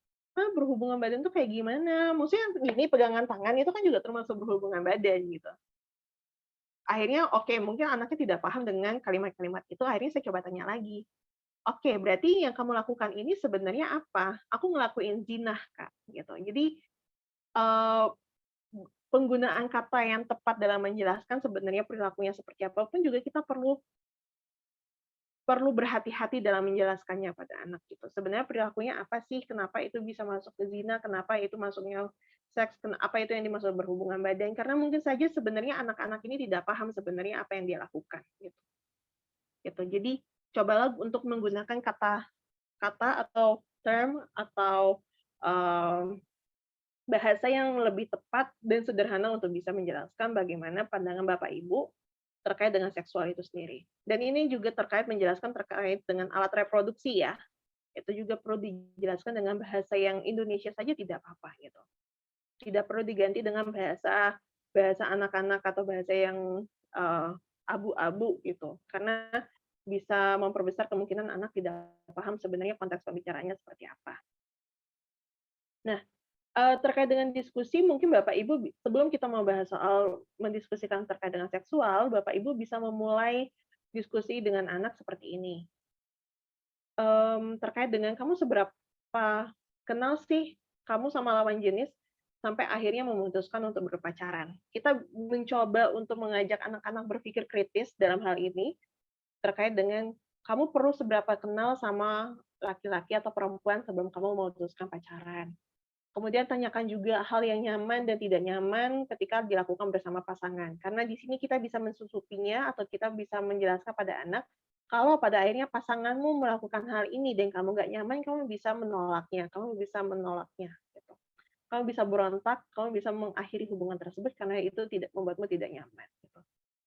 Terus, penjelasan terkait pacaran itu sendiri sebenarnya ngapain aja sih, gitu. Karena mungkin saja anak-anak itu memandang, oh pacaran itu ya keluar bareng, makan bareng, ya masih masih sangat-sangat familiar, masih sangat, apa ya, masih aman untuk dilakukan gitu. Tapi kalau menurut mereka sudah pacaran itu, sampai melakukan hubungan seksual baru di situ orang tua bisa meng-cut atau mengintervensinya di sana gitu. Terus pahami juga, ajak anak untuk berpikir kritis, kenapa akhirnya orang memutuskan untuk pacaran. Jadi usia berapa dia mau memiliki pacar, gitu. Nah, kemudian bisa juga diskusikan terkait kalau pacar atau orang yang kamu sukai, gitu, mengajak kamu untuk berhubungan badan, kamu akan merespon seperti apa. Ini bisa kita ajak diskusi anak kita, usia remaja. Usia remaja itu sekitaran usia 12 sampai 18 tahun, itu udah masuk usia remaja. Bisa kita ajak diskusi terkait hal ini, supaya orang tua bisa paham sejauh mana, sudut pandang anak atau bagaimana sudut pandang anak ketika membahas pacaran dan seksual itu seperti apa, gitu. Jadi tidak kesannya jadi hanya cuma tahu sekedar, oh anak sukanya seperti ini, anak sukanya seperti itu, gitu. Nah, Selain mendiskusikan, mencari tahu soal opini anak seperti apa terkait relasi dan pacaran, orang tua juga bisa menjelaskan pandangan mereka kepada anak terkait dengan hubungan relasi dan pacaran itu sendiri, dan juga seks itu sendiri seperti apa. Yang pertama, jelaskan bahwa seks itu dengan berbagai bentuknya, itu tidak selalu untuk menunjukkan rasa sayang dan cinta pada pasangan. Gitu. Orang tua juga perlu jelas, perlu perlu apa ya, konsisten dalam menjelaskan seks yang dimaksud itu apakah seks yang sampai penetrasi, meraba, atau yang pegangan tangan dan juga cium pipi, kening itu udah termasuk seks. Itu orang tua juga perlu pahami bersama gitu. Dan dari kesepakatan orang tua sebenarnya seks itu sampai sejauh mana kita bisa jelaskan itu pada anak-anak juga bahwa seks yang dimaksud ini adalah sampai penetrasi itu tidak selalu untuk menunjukkan rasa sayang dan cinta kepada pasangannya. Karena seringkali, perasaan sayang dan cinta ini dijadikan alasan untuk, alasan dan pembenaran seseorang untuk melakukan hubungan seksual di usia remaja, gitu ya. Kemudian bisa juga jelaskan bahwa seks itu adalah bentuk afeksi, bentuk sayang, bentuk kasih sayang ketika sudah sah di dalam pernikahan. Jadi kalau itu di luar pernikahan, itu bukan berarti bentuk rasa sayang cinta lagi, itu mungkin saja untuk yang lain, gitu. Jadi jelaskan bahwa seks ini, eee, merupakan bukan hal yang tabu, bukanlah merupakan hal yang, mmm, asing untuk dibicarakan, tetapi jelaskan bahwa seks ini setelah menikah, gitu. Menikah setelah apa, seperti itu. Jadi bisa jelaskan seperti itu. Nah, jelaskan juga bahwa sebenarnya usia remaja itu sangat normal untuk memiliki hasrat seksual, tapi jelaskan lagi bahwa sebenarnya hasrat seksual ini tidak harus salurkan dengan melakukan hubungan seks, kamu bisa menyalurkan dengan cara lain gitu. Dan sampaikan juga bagaimana pandanganmu ketika, remaja itu melakukan hubungan seks hingga akhirnya hamil dengan banyak resikonya. Jelaskan resiko yang tidak hanya resiko jangka panjang yang abstrak gitu ya, tapi juga jelaskan dengan cara yang mungkin lebih mudah dipahami anak. Kalau kamu melakukan hubungan seks, kamu bisa jadi hamil. Kalau hamil, kamu mungkin saja itu ngaruh ke pendidikanmu, kamu masih ke sekolahmu jadi terhambat. Oke, nanti kesehatan juga jadi berpengaruh dan lain-lain. Jadi coba jelaskan dampak resiko seksual ini dengan bahasa yang mungkin lebih mudah dipahami anak dan lebih familiar untuk anak itu. Gitu. Kemudian yang terakhir, melakukan hubungan seks dengan pasanganmu ataupun orang lain itu tidak menjadikanmu sah sebagai pria ataupun wanita dewasa dan menjadi jaminan kamu akan diterima oleh teman-temanmu, gitu. Karena tidak sedikit, hubungan seks, atau seksual dari berhubungan badan antara laki-laki dan perempuan di usia remaja itu sebagai ajang untuk pencarian jati diri dan pencarian kelompok, pencarian, iya, untuk merasa lebih diterima di tengah lingkungannya, gitu. Jadi orang tua bisa jelaskan bahwa melakukan hubungan seks dengan pasangan pasangan itu tidak menjadi kamu itu menjadi sah pria ataupun wanita dewasa, ataupun menjadi jaminan bahwa kamu akan diterima oleh orang tuamu, orang tuamu, oleh teman-temanmu, gitu. Jangan sampai kita menerapkan, pemikiran bahwa, "Ya laki-laki mah gitu, emang anaknya tuh pada pada mesum," gitu. "Oh perempuan mah emang gitu anaknya, kayak gini gini gini." Itu bisa mungkin kita minimalisir juga pandangan yang seperti itu, gitu. Kemudian terlibat aktif dengan, aktivitas anak. Jadi kenali hobi anak, kenali apa yang dia sukai, kenali teman dan keluarganya, kenali juga misal kalau anak yang suka YouTube mungkin bisa dicari dari, tontonan seperti apa yang dia suka, bacaan apa yang dia senangi gitu. Dan orang tua perlu terlibat aktif dalam membantu anak untuk menyusun rencana karir dan masa depan yang lebih bijak gitu. Ketahui bacaan atau entertainment atau komunitas yang disukai oleh anak karena usia remaja ini mereka sangat relate dengan peers, mereka sangat relate dengan teman-teman lingkungan sekitarnya gitu. Jadi perlu dikenali juga nih sejauh mana komunitas itu baik apa tidak untuk anak gitu. Seberapa nyaman anak-anak berada di dalam komunitas tersebut. Kemudian perkuat komunikasi yang hangat dan penuh afeksi, disiplin dan juga konsisten di dalam keluarga. Yang paling pertama perlu kita dengarkan sebenarnya apa yang menjadi kebutuhan anak. Karena seringkali anak ini merasa dia tidak didengarkan oleh orang tua, Dan di satu sisi orang tua juga mengharapkan anak bisa mendengarkan mereka secara gamblang gitu ya, maksudnya secara utuh juga gitu. Tapi berusahalah untuk saling mendengarkan apa yang menjadi kebutuhan anak gitu. Jelaskan ekspektasi dan juga values yang diyakini bersama oleh orang tua gitu. Karena jelas hal-hal yang tidak jelas itu membuat anak menjadi rancu, menjadi kita bingung, jadi kita nggak tahu harus beradaptasi seperti apa gitu. Kemudian luangkan waktu yang menyenangkan bersama anak untuk mengembangkan keterampilan baru, tidak membandingkan anak yang satu dengan anak yang lain, gitu. Tanpa sadar kita seringkali mencoba untuk membandingkan, walaupun tujuannya untuk sebenarnya bukan untuk membandingkan, tapi tanpa sadar kita melakukan hal tersebut. Kemudian cobalah untuk menyempatkan waktu untuk meluangkan waktu bersama tanpa berargumen. Jadi bisa menjadi momen saling mengenal dan berbicara tanpa berargumentasi sama satu sama lain atau tidak menyerang satu sama lain. Kemudian mungkin ketika anak-anak remaja kita selalu memandang, kok kayaknya anaknya sudah terlalu cuek ya sama aku, atau kayak hubungannya sudah terlalu jauh gitu. Pada dasarnya memang kita perlu memahami dan meyakini bersama bahwa tidak ada kata terlambat untuk memperbaiki hubungan dengan anak. Tidak ada kata terlambat untuk meluangkan waktu bersama dan memperbaiki hubungan dengan anak gitu. Dan kalaupun mau mengoreksi anak, fokus pada perilakunya, bukan pada labelnya. Karena seringkali kita mungkin saking gregetannya, saking keselnya, jadi yang kita lakukan, kita langsung melabelin anak, kamu tuh anak yang seperti ini. Padahal yang seharusnya kita fokuskan adalah bukan labelnya, tapi perilakunya itu sendiri. Anaknya melakukan apa, kesalahannya apa, itu bukan menjadi label bagi anak. Gitu. Karena ketika kita sudah melabeling anak, biasanya kita sudah termindset komunikasi kita akan menyesuaikan dengan label tersebut. Gitu. Dan mungkin satu hal lagi yang terkait dengan pada akhirnya kita juga perlu bersikap lebih bijaksana lagi terkait dengan pendidikan seksual di usia dini, usia remaja, dan di usia anak kita bisa menjelaskan pada mereka apa yang sebenarnya perlu mereka ketahui terkait dengan seksual mereka sesuai dengan tahap tumbuh kembangnya gitu. Aku rasa ini adalah beberapa contoh terkait dengan pola komunikasi asertif yang bisa diterapkan gitu ya ketika berbicara dengan anak. Jadi poin yang pertama adalah kita bisa jelaskan spesifik aksinya yang bikin kesal itu apa gitu. Kita jelaskan apa yang bikin perilaku spesifiknya apa yang membuat kita merasa tidak suka, itu memunculkan emosi seperti apa, dan apa yang kita harapkan dari anak. Jadi komunikasi yang terjalin itu jelas, tidak ambigu, tidak terlalu generalisir, disamakan semua sama rata, tapi kita bisa fokus pada satu hal tersebut saja. Gitu.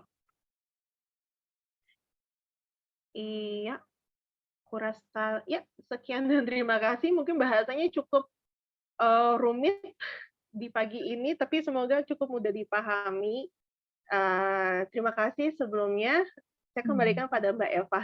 Terima kasih Mbak Oke, Eva. Mbak Rati, terima kasih banyak penjelasannya komprehensif banget ya. Kita dikenalkan dengan apa itu komunikasi, gaya. Tadi Mbak Rati menjelaskan tentang gaya komunikasi, saya jadi melayang-layang, oh iya ya, saya termasuk yang tipenya ini, gitu kan. Keren banget, terima kasih banyak Mbak Rati.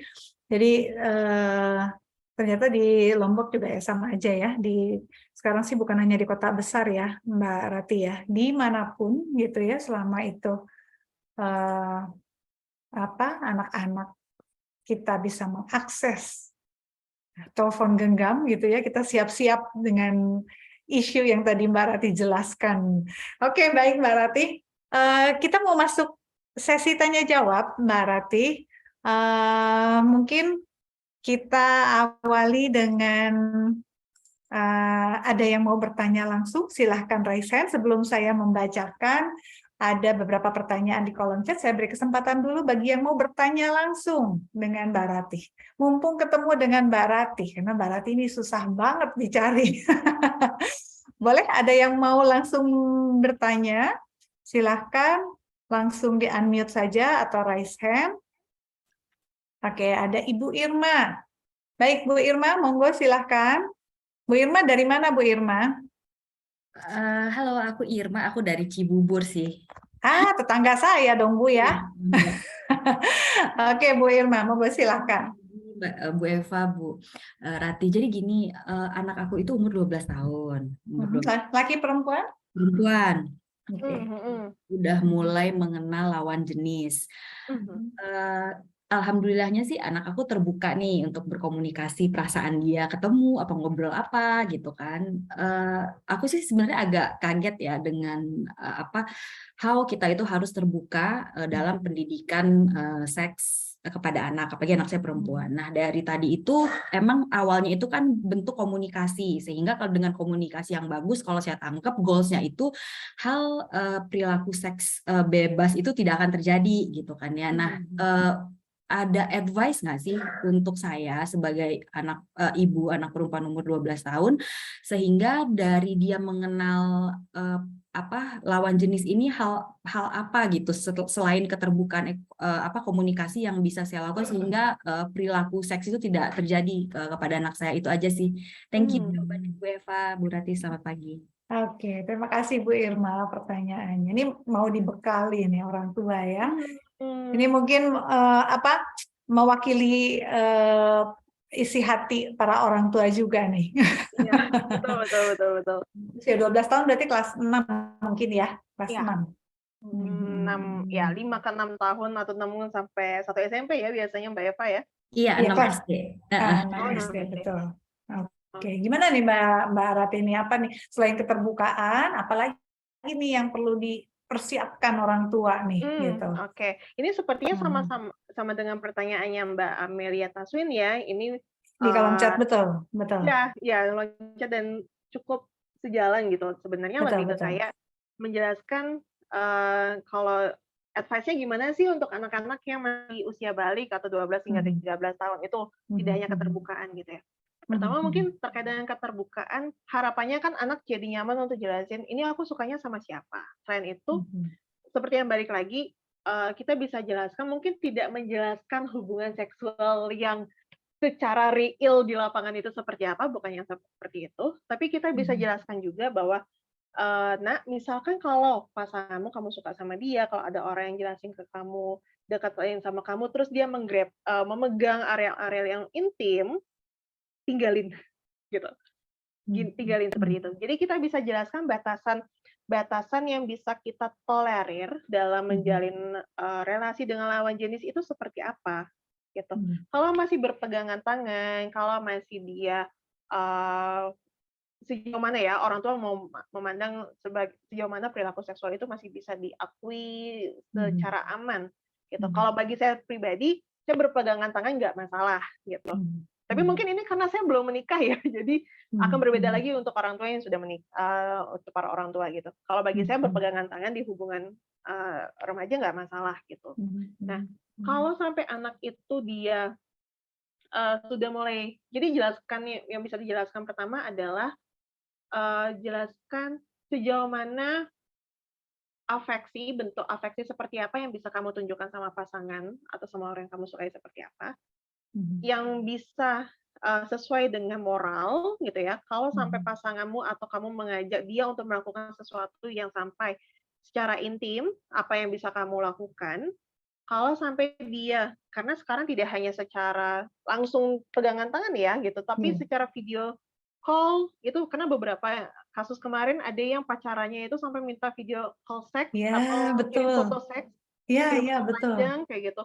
Kalau sampai pasangan temanmu atau ada orang yang melakukan hal itu ke kamu, langsung dihentikan saja, ditolak gitu. Karena bisa dijelaskan juga karena hubungan pacaran itu tujuannya tidak selalu soal seks gitu.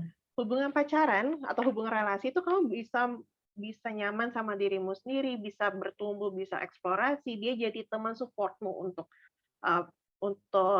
mencapai karirmu, itu yang menjadi poin utama dari relasi dengan lawan jenis dalam hal ini gitu.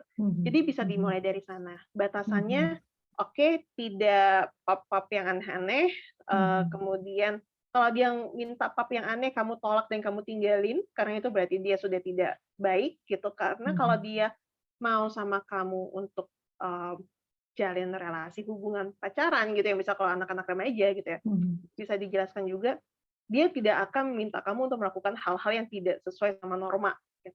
Bisa dijelaskannya dari sana Betul. gitu. Dan kalaupun kamu merasa tapi aku sayang banget sama dia gitu.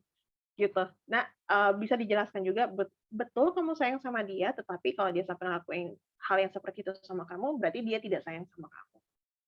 Bisa dijelaskan dari sana juga. Diskusinya yang penting ya, itu ya, justru Ya, diskusi seperti itu yang penting ya.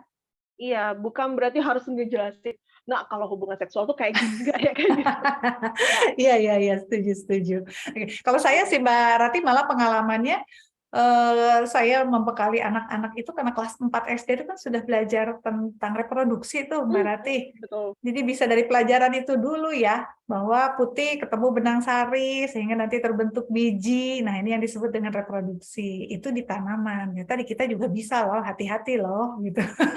Betul. Dari pelajaran-pelajaran di sekolah ya walaupun minim ya sebenarnya di sekolah. Betul. Tapi itu pengantar banget gitu. Nah, seperti itu Bu Irma. Boleh tanggapannya Bu Irma, monggo. Masih di mute Bu Irma. Oh, masih dicatat. Ini aku sampai nyatet. Sambil nyatet. Oke. Iya. Gimana nih Bu? Ibu sudah membekali apa aja nih sebetulnya sama anak-anak nih?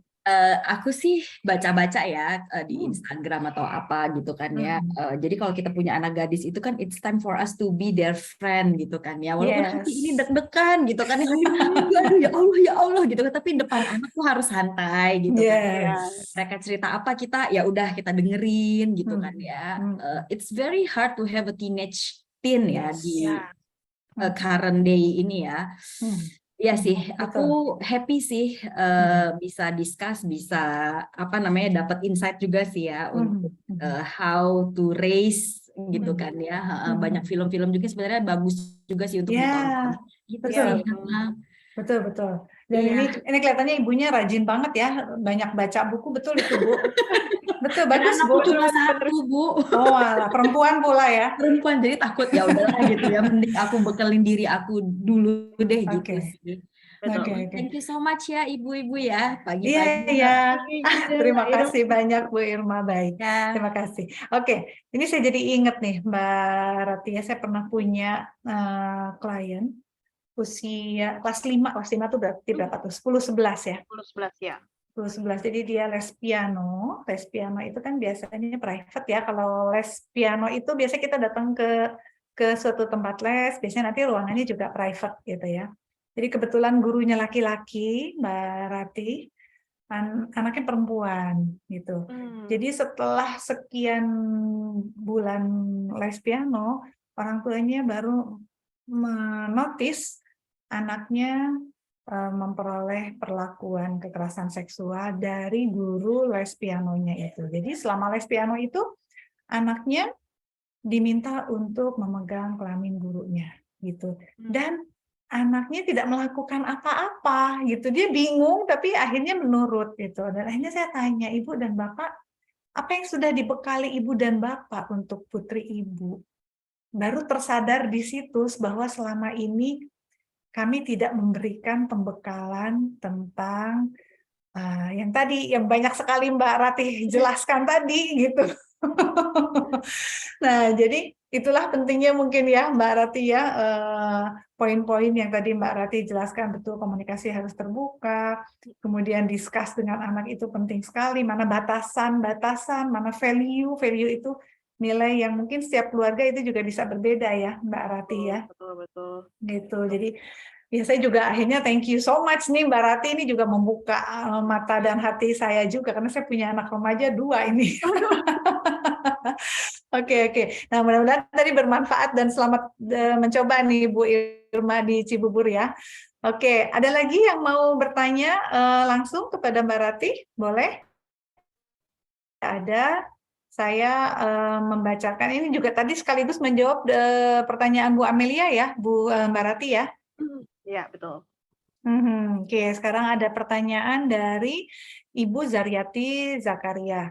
Katanya, nah saya nggak tahu nih Bu Zaryati ini apakah guru ataukah orang tua di MKN 1 Kelapa Bangka Barat. Oh, di mana ini ya? Di mana ini ya? Ingin menanyakan bagaimana cara mengatasi siswa, berarti beliau guru, siswa yang sudah pernah melakukan hubungan seksual untuk tidak melakukan lagi. Dan bagaimana juga menyampaikan hal ini kepada keluarga. Karena rata-rata keluarganya kurang perhatian pada anaknya. Karena umumnya mereka adalah petani. Oke, nih saya mau manggil nih. Bu Zaryati masih ada di situ. Bu Zaryati boleh dong di-unmute suaranya dong. Nih, jadi pengen ngobrol nih. Halo Bu Zaryati. Halo, Assalamualaikum. Nah, waalaikumsalam. Bu Zaryati di mana sih ini? Di Kelapa Bangka tuh di mana ini? Ya Bangka Belitung, Bu. Oh, di Bangka Belitung. Wah, terima kasih banyak Bu Zaryati. Ajak ya masyarakat Bangka Belitung untuk rajin ikut seminar atensi ya, Bu. Insya Allah. Saya Kenapa? udah 2 kali ikut, ternyata enak. Alhamdulillah. Alhamdulillah, terima kasih banyak. Ibu berarti guru ya? Iya, saya guru. Saya kepala sekolah juga. Oh, oke, Ibu kepala sekolah. Jadi ini ada murid Ibu yang sudah terdeteksi dia melakukan hubungan seks. Maksudnya hubungan seksnya itu seperti apa, Bu? Ya, sudah melakukan hubungan badan gitu. Oh, oke. Dengan murid sama-sama di sekolah Ibu juga dua-duanya? Enggak juga, ada di luar sekolah gitu. Baik. Jadi khusus Bangka Barat ini pernikahan dininya tertinggi di Bangka, Bu. Oh, oke. Ya. Jadi Ibu nih bingung nih ya, gimana menyampaikannya kepada anak supaya dia tidak mengulang lagi dan bagaimana menyampaikan kepada orang tua yang tadi notabene mereka mungkin secara pendidikan juga kurang, pemahaman juga kurang. Nah, ini dilema juga ya, Bu. Tapi kan mereka juga harus paham gitu ya, Bu ya? Iya, Bu. Oke, ini menarik nih sebetulnya Mbak Rati ini. Iya. Gimana menyampaikan kepada siswanya, tapi sudah sempat dipanggil oleh pihak sekolah ya, Bu? Sudah saya panggil. Orang tuanya juga pernah saya panggil gitu loh. Tapi ini bukan 1-2 loh, Bu. Jadi Oh, khusus Bangka oke, Barat oke. banyak gitu. Namanya Oh, apa, open itu apa ya, banyak sekali gitu loh, Pak, Bu. Apakah ada aturan tertulis dari sekolah, di peraturan sekolah bahwa jika anak terindikasi melakukan hubungan suami istri, apa konsekuensi yang bisa diambil? Apakah itu sudah ada aturan yang diatur dari sekolah, Bu?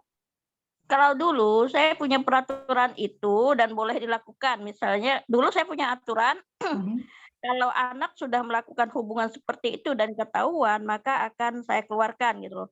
Tapi untuk beberapa tahun ini nggak boleh, Bu. Jadi sama dinas jangan lakukan itu gitu loh. Tapi bina mereka gitu loh. Itu kalau dari dinas. Jadi kita tidak melakukan pengeluaran dari sekolah lagi, tapi kita bina merekanya gitu loh. Oke, walaupun anaknya misalnya siswa perempuannya dalam kondisi hamil. Oh enggak.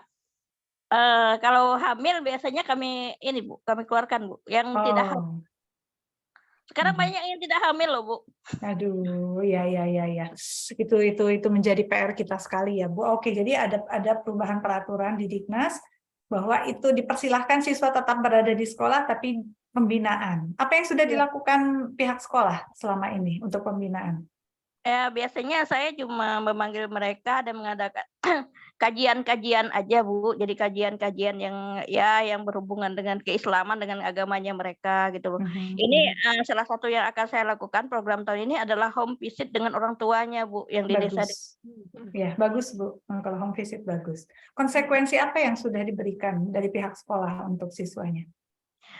Saya biasanya cuma sampai batas saat ini saya buat perjanjian dengan mereka, Bu. Jadi perjanjiannya itu ya mereka harus melakukan ini, melakukan itulah gitu, Bu, yang sesuai dengan ajaran keislaman lah, Bu ya. Sampai di situ, Bu. Terus kita pantau juga sih mereka. Jadi suatu saat kita panggil lagi gitu loh. Cuma sampai seperti itu, Bu. Tapi kayaknya saya belum menemukan metode yang efektif gitu loh, Bu.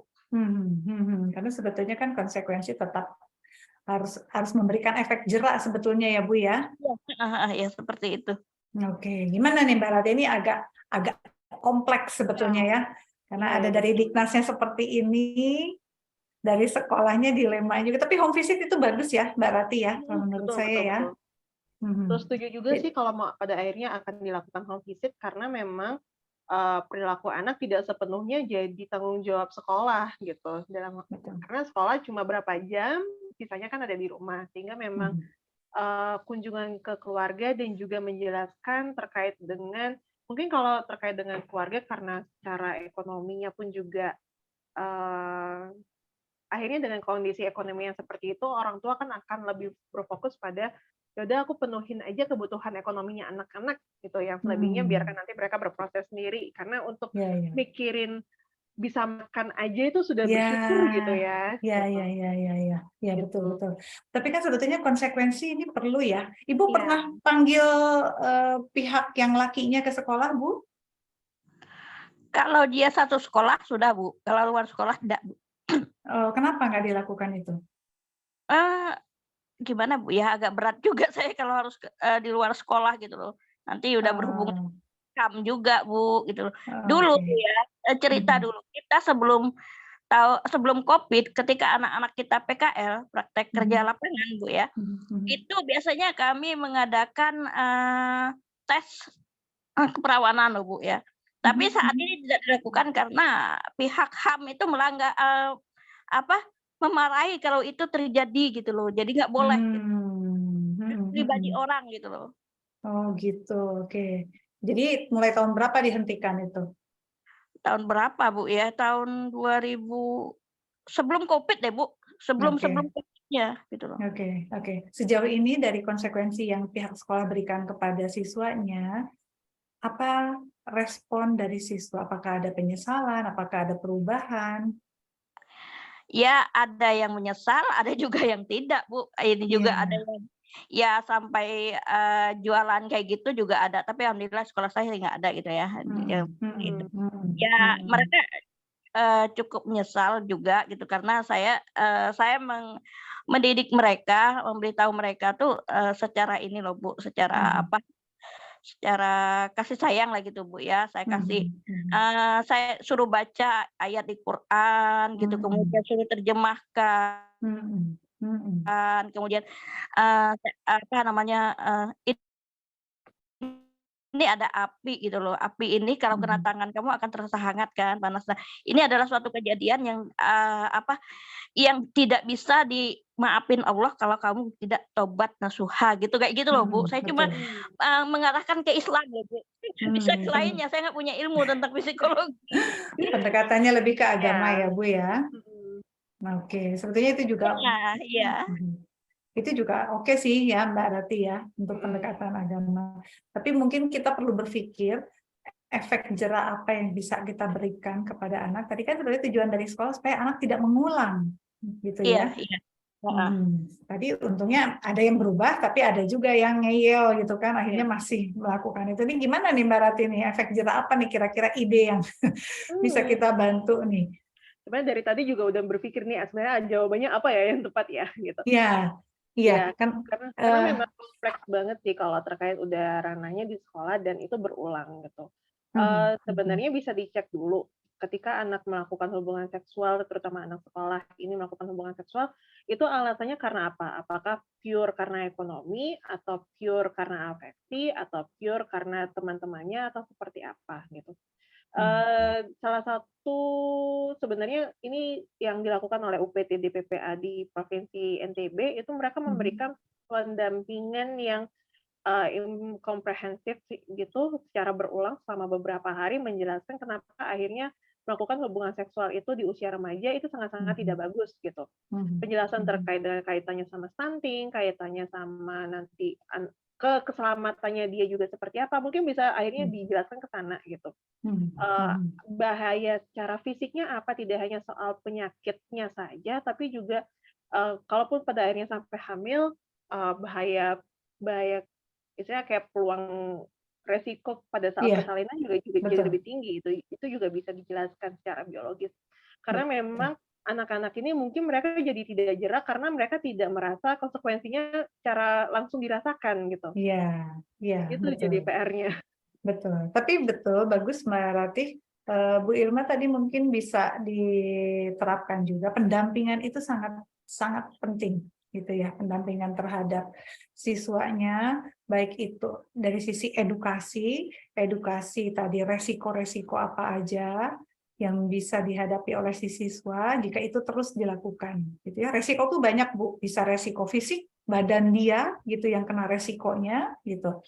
Bisa juga resiko itu sekarang sanksi itu tidak hanya berbentuk hukuman dari sekolah, tapi sanksi sosial itu biasanya juga dirasakan lebih berat untuk anak-anak remaja gitu. Sampaikan itu supaya saya yakin anak-anak tuh tidak berpikir sampai ke sana gitu, belum berpikir sampai ke sana gitu ya. Tadi yang kata Mbak Rati, karena prefrontal lobe mereka belum berfungsi dengan sempurna, belum terbentuk dengan sempurna gitu, Bu. Jadi kalau kamu sudah kena sanksi sosial, misalnya nanti kamu akhirnya ternyata ada masalah dengan pasangan kamu tidak puas dengan kamu, ada sesuatu yang nggak puas dengan kamu, akhirnya misalnya dia nge-blow up bahwa saya pernah begitu dengan kamu, dia blow up ke media sosial gitu, akhirnya kamu diketahui sudah melakukan itu di mana-mana, semua orang mengetahui gitu, itu kan sanksi sosial dan itu lebih berat dan itu jadi jejak digital kamu seumur hidup kamu gitu. Nah, coba Ibu jelaskan sampai sejauh itu gitu supaya bisa membuka pikiran mereka, oh ternyata nggak sependek ini ya pikiran saya gitu, bahwa nanti ada konsekuensi-konsekuensi lain, badan saya bisa rusak, saya bisa terkena pacar kamu belum tentu melakukan itu hanya dengan kamu gitu, dia bisa saja melakukan itu dengan orang lain juga, bisa aja nanti pacar kamu membawa penyakit, akhirnya terdampak juga ke kamu. Penyakitnya apa aja? Bisa terkena penyakit kelamin gitu ya, bisa juga yang paling parah adalah AIDS. Nah, itu juga Ibu perlu sampaikan kepada mereka gitu. Kalau kamu sudah terkena penyakit kelamin, ujung-ujungnya kamu kena AIDS, ya tinggal menghitung hari nantinya gitu. Itu yang pertama. Kemudian tadi isu stunting ya, Mbak Rati ya. Itu stunting juga. Kalau misalnya kamu akhirnya hamil gitu dan bayi kamu berkembang, karena ada urusan psikologis yang belum selesai di kamu, akhirnya gizi kamu kurang, gizi anak kurang, stunting, dan kamu akan membesarkan anak yang stunting itu juga jadi PR kamu nanti sebagai orang tua gitu. Belum lagi tadi kata Mbak Rati, kehamilan beresiko, persalinan beresiko di usia dini. Itu bisa beresiko terhadap ibunya, bisa menyebabkan kematian pada ibu yang melahirkan, juga kepada bayi yang dilahirkan. Kemudian itu resiko terhadap badan sendiri dan bayi gitu. Dan ingat kamu punya masa depan kamu dengan kamu melakukan seperti ini terus ya akhirnya hilang semua. Mimpi-mimpi kamu ke depannya itu hilang semua. Itu resiko. Tapi kalau yang tadi terkait dengan sanksi, ada yang lebih besar sanksinya ternyata tadi. Sanksi sosial itu biasanya anak-anak lebih takut ya. Kita sekarang lebih ini ya di sanksi sosial. Kalau gitu. sekarang apa-apa viral jadinya lebih khawatir. Khawatir muka terpampang di lambe turah. Betul. Oh iya betul Mbak. Dan itu jejak digital sekali. Nanti biasanya kalau anak-anak mau sekolah ke luar negeri, apalagi ada sesi interview, itu memang diminta handphonenya. Jangan handphone kamu, buka media sosial kamu. Seperti itu sih ya Mbak Rati. Apalagi nih kira. Tapi kalau dia Lombok, gimana? Aku juga setuju sih sama Mbak Eva tadi ya, maksudnya sebenarnya bahasa yang kita sebutkan dari tadi itu Mbak Eva itu bisa diterapkan di seluruh sekolah itu, di satu sekolah. Jadi ada kurikulum penjelasan khusus terkait dengan hal itu sehingga membantu anak-anak untuk lebih aware sebenarnya resiko yang mereka hadapi itu seperti apa. Dan mungkin juga bisa dijelaskan juga kalau pada akhirnya kalian menjumpai teman kalian yang seperti itu, apa yang bisa dilakukan. Karena memang usia remaja ini kan usianya yang lagi sangat-sangat in sama lingkungan sosialnya ya, pertemanannya kan sangat tinggi, Mbak. Jadi memang lebih ke kayak, kalaupun dia menemukan ada satu teman yang seperti itu, setidaknya dia bisa melakukan apa nih untuk menengahi atau mencegah temannya itu untuk melakukannya. Gitu. Jadi bisa jadi pengingat juga. Gitu. Peers-nya ya, berarti ya, Mbak Rati ya. Oh, oke, bagus tuh. Bu Irma bisa jadi masukan juga mungkin nanti jadi program di sekolah gitu ya, Mbak Rati ya? Iya, Bu Saryati, Ah. Mbak. Astagfirullahaladzim, kok jadi Bu Irma, Bu Zaryati. Ya, seperti itu Bu Zaryati. Halo Ibu. Iya, Mbak. Gini, Mbak, Oke. saya mau cerita ya, gimana aku bisa melakukan hubungan badan gitu ya. Oke. Jadi mereka ini pacaran berdua. Nah, kemudian mereka naik motor ya. Naik motor, saya tanya semua tuh, kenapa sampai terjadi seperti itu ke mereka. Mereka naik motor, duduk berdua di motor tersebut dengan kondisi gimana duduknya itu yang istilahnya kalau kami bahasa Batak saya nggak ngerti juga ya, ngangkang gitu loh Bu. Jadi alat kelaminnya si wanita itu bisa berdekatan dengan si laki-lakinya gitu kan. Nah dari sini itu libidonya naik gitu loh Bu, libidonya naik ya akhirnya bisa melakukan itu gitu loh. Itu yang saya tahu dari cerita anak-anak gitu yang telah melakukan itu. Dan ada lagi kejadian yang di Bangka ini yang agak serem juga bagi saya, Bu. Anak SD itu biasa menggunakan HP itu disuruh masuk kamar mandi, kemudian melakukan divideokan gitu, melakukan kayak masturbasi kayak gitu loh, Bu. Kemudian dikirim gitu loh sama ini, diancam orang tuanya. Di Bangka juga ada yang seperti itu loh, Bu. Yang nyuruhnya siapa, Bu? Kayaknya ada Bu ya, yang kayak agen-agen tertentu gitu loh Bu, yang oke. itu loh Bu. Ya. Jadi agak serem juga gitu loh, yang seperti ini hubungan ya, karena anak-anak seperti yang kata Ibu tadi, siapa Ibu? Berarti. Mbak Rati tadi cerita bahwa karena tidak diberitahunya tentang seksual ini ke anak gitu, cerita-cerita seksual nggak dikasih tahu, jadi anak tuh nggak mau kadang-kadang melakukan hal seperti itu gitu loh Bu. Betul. Ya menurut anak itu lucu-lucuan aja gitu ya Bu, ngirim video seperti itu ya. Gitu. Aduh, ini bagus sekali Ibu, mudah-mudahan ya ada pemerintah juga yang mendengar ini nanti di YouTube ya, dan ini menjadi PR besar memang. Ya itu kembali lagi sih ya, edukasi itu sangat penting ya Mbak Rati ya. Betul, setuju. Jadi bagaimana cara menggunakan gawai, bagaimana supaya anak terhindar dari orang-orang yang tidak dikenal gitu. Ini ternyata masih banyak sekali ditemukan kasus-kasus yang seperti ini. Tapi tadi kalau yang cerita Ibu tadi di motor ngangkang kena alat kelaminnya, sebetulnya Bu alasan apapun gitu ya, sebetulnya niat aja sih Bu. Toh banyak juga yang ngangkang nggak melakukan itu juga gitu ya Bu ya. Jadi memang sudah niat sebetulnya mereka berdua, sudah niat pastinya Bu gitu. Walaupun mereka duduknya nggak seperti itu, kalau sudah niat sih akan terjadi juga kalau menurut saya. Kalau menurut Mbak Rati gimana nih? Sama sih sebenarnya. Karena sebelumnya melakukan ngangkang dan segala macamnya, maksudnya pergi jalan berdua sama pacar pun juga mereka kan pasti ada rasa penasaran juga yang mungkin mereka miliki soal seksual itu seperti apa, pengetahuan yang mungkin masih terbatas banget mereka punya. Kayaknya kalau aku coba kayak gini dia responnya kayak gimana, mungkin dari sana juga. Tapi karena sudah ada niatan di awal, rasa ingin mencobanya juga sudah ada, akhirnya ya pasti akan melakukan sebuah aksinya tanpa terlepas dari alasannya apa gitu ya Mbak. Betul. Iya Bu, jadi ya tadi mungkin pendampingan, dan memang tadi kata Mbak Rati tidak bisa diselesaikan hanya satu pihak aja Bu, nggak bisa hanya diselesaikan oleh pihak sekolah. Kembali lagi orang tua harus suka nggak suka, mau tidak mau, ada atau tidak ada waktu, itu tetap mereka harus terlibat Bu.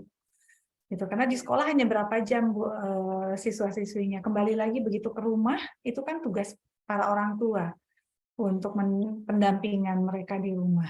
Gitu. Jadi tadi mungkin pendampingan yang intensif dari sekolah, Ibu visit ke rumah, home visit itu bagus.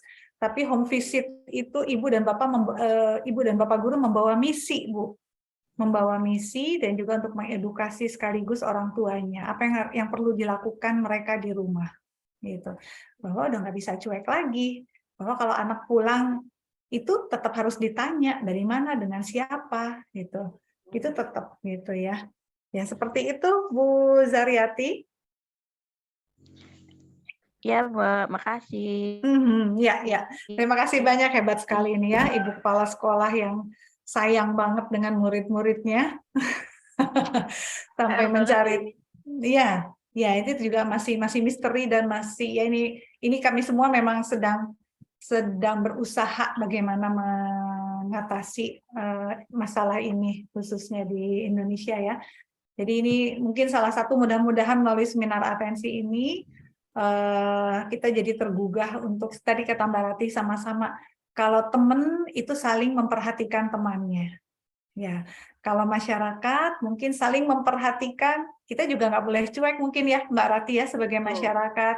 Kalau sudah melihat di jalan raya, melihat anak-anak muda yang mungkin duduknya udah nggak karuan, tangannya udah nggak karuan, bercandanya udah nggak karuan, kita juga jangan segan untuk menegur mereka. Ya, ini salah satu bentuk kepedulian kita untuk mengatasi masalah seperti ini. Ya, oke. Baik, ada lagi yang mau bertanya? Ibu dan Bapak mau bertanya langsung, monggo. Atau mau menuliskan? Kalau Bu Amelia tadi sudah ya, Mbak Rati ya? Ya, sudah. Sepertinya bisa berbarengan sama Mbak Irma tadi. Iya, yang tadi yang pertama ya.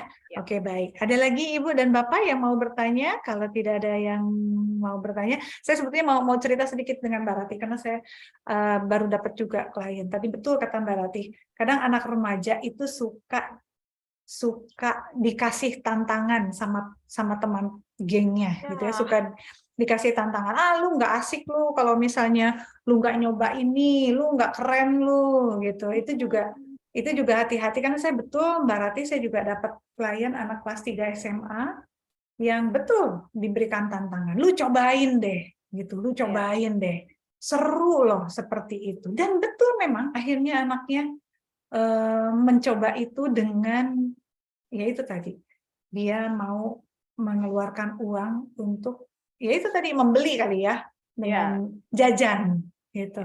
Dan akhirnya apa? Datang ke saya dengan kondisi anak sudah terkena penyakit kelamin laki-laki gitu. Ya itu saya tinggal 1 bulan lagi, tunggu ya Bu, tinggal periksa HIV-nya dia kena nggak AIDS gitu ya. Kalau udah begitu kan repot gitu, jangan sampai menyesal sampai ke situ gitu. Jadi bersyukur sekali Mbak Rati, saya diingatkan, iya ya. Jadi anak-anak remaja itu jangan sampai menerima tantangan, dan ya tadi kalau dengan gengnya tuh kan suka ada aja gitu ya Mbak Rati ya. Nggak bisa. Kayak nilai-nilai anak remaja di lingkungannya kan lagi sangat penting-pentingnya tuh. Jadi memang betul. Apalagi usia remaja, adrenalinnya lagi tinggi-tingginya gitu ya. Pencarian jati diri. Kalau aku nggak bisa menyelesaikan tantangan tuh kayaknya aku cupu banget gitu. Mungkin orang tua dan guru di sini bisa menjelaskan bahwa sebenarnya hubungan seksual itu bukan soal tantangan gitu. Betul. Itu soal tanggung jawab. Jadi hubungan seksual bukanlah tantangan tapi tanggung jawab, karena tanggung jawabnya akan lebih banyak sekali. Betul.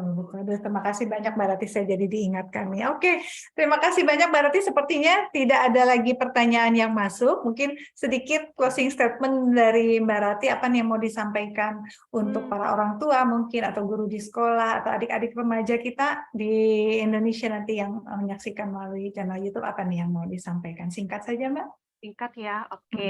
Kayaknya udah closing tadi ya, seks itu bukan tantangan, tapi adalah tanggung jawab.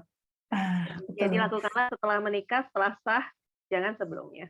Yes, setuju Mbak. Oke, keren banget. Terima kasih banyak Mbak Rati untuk ilmunya.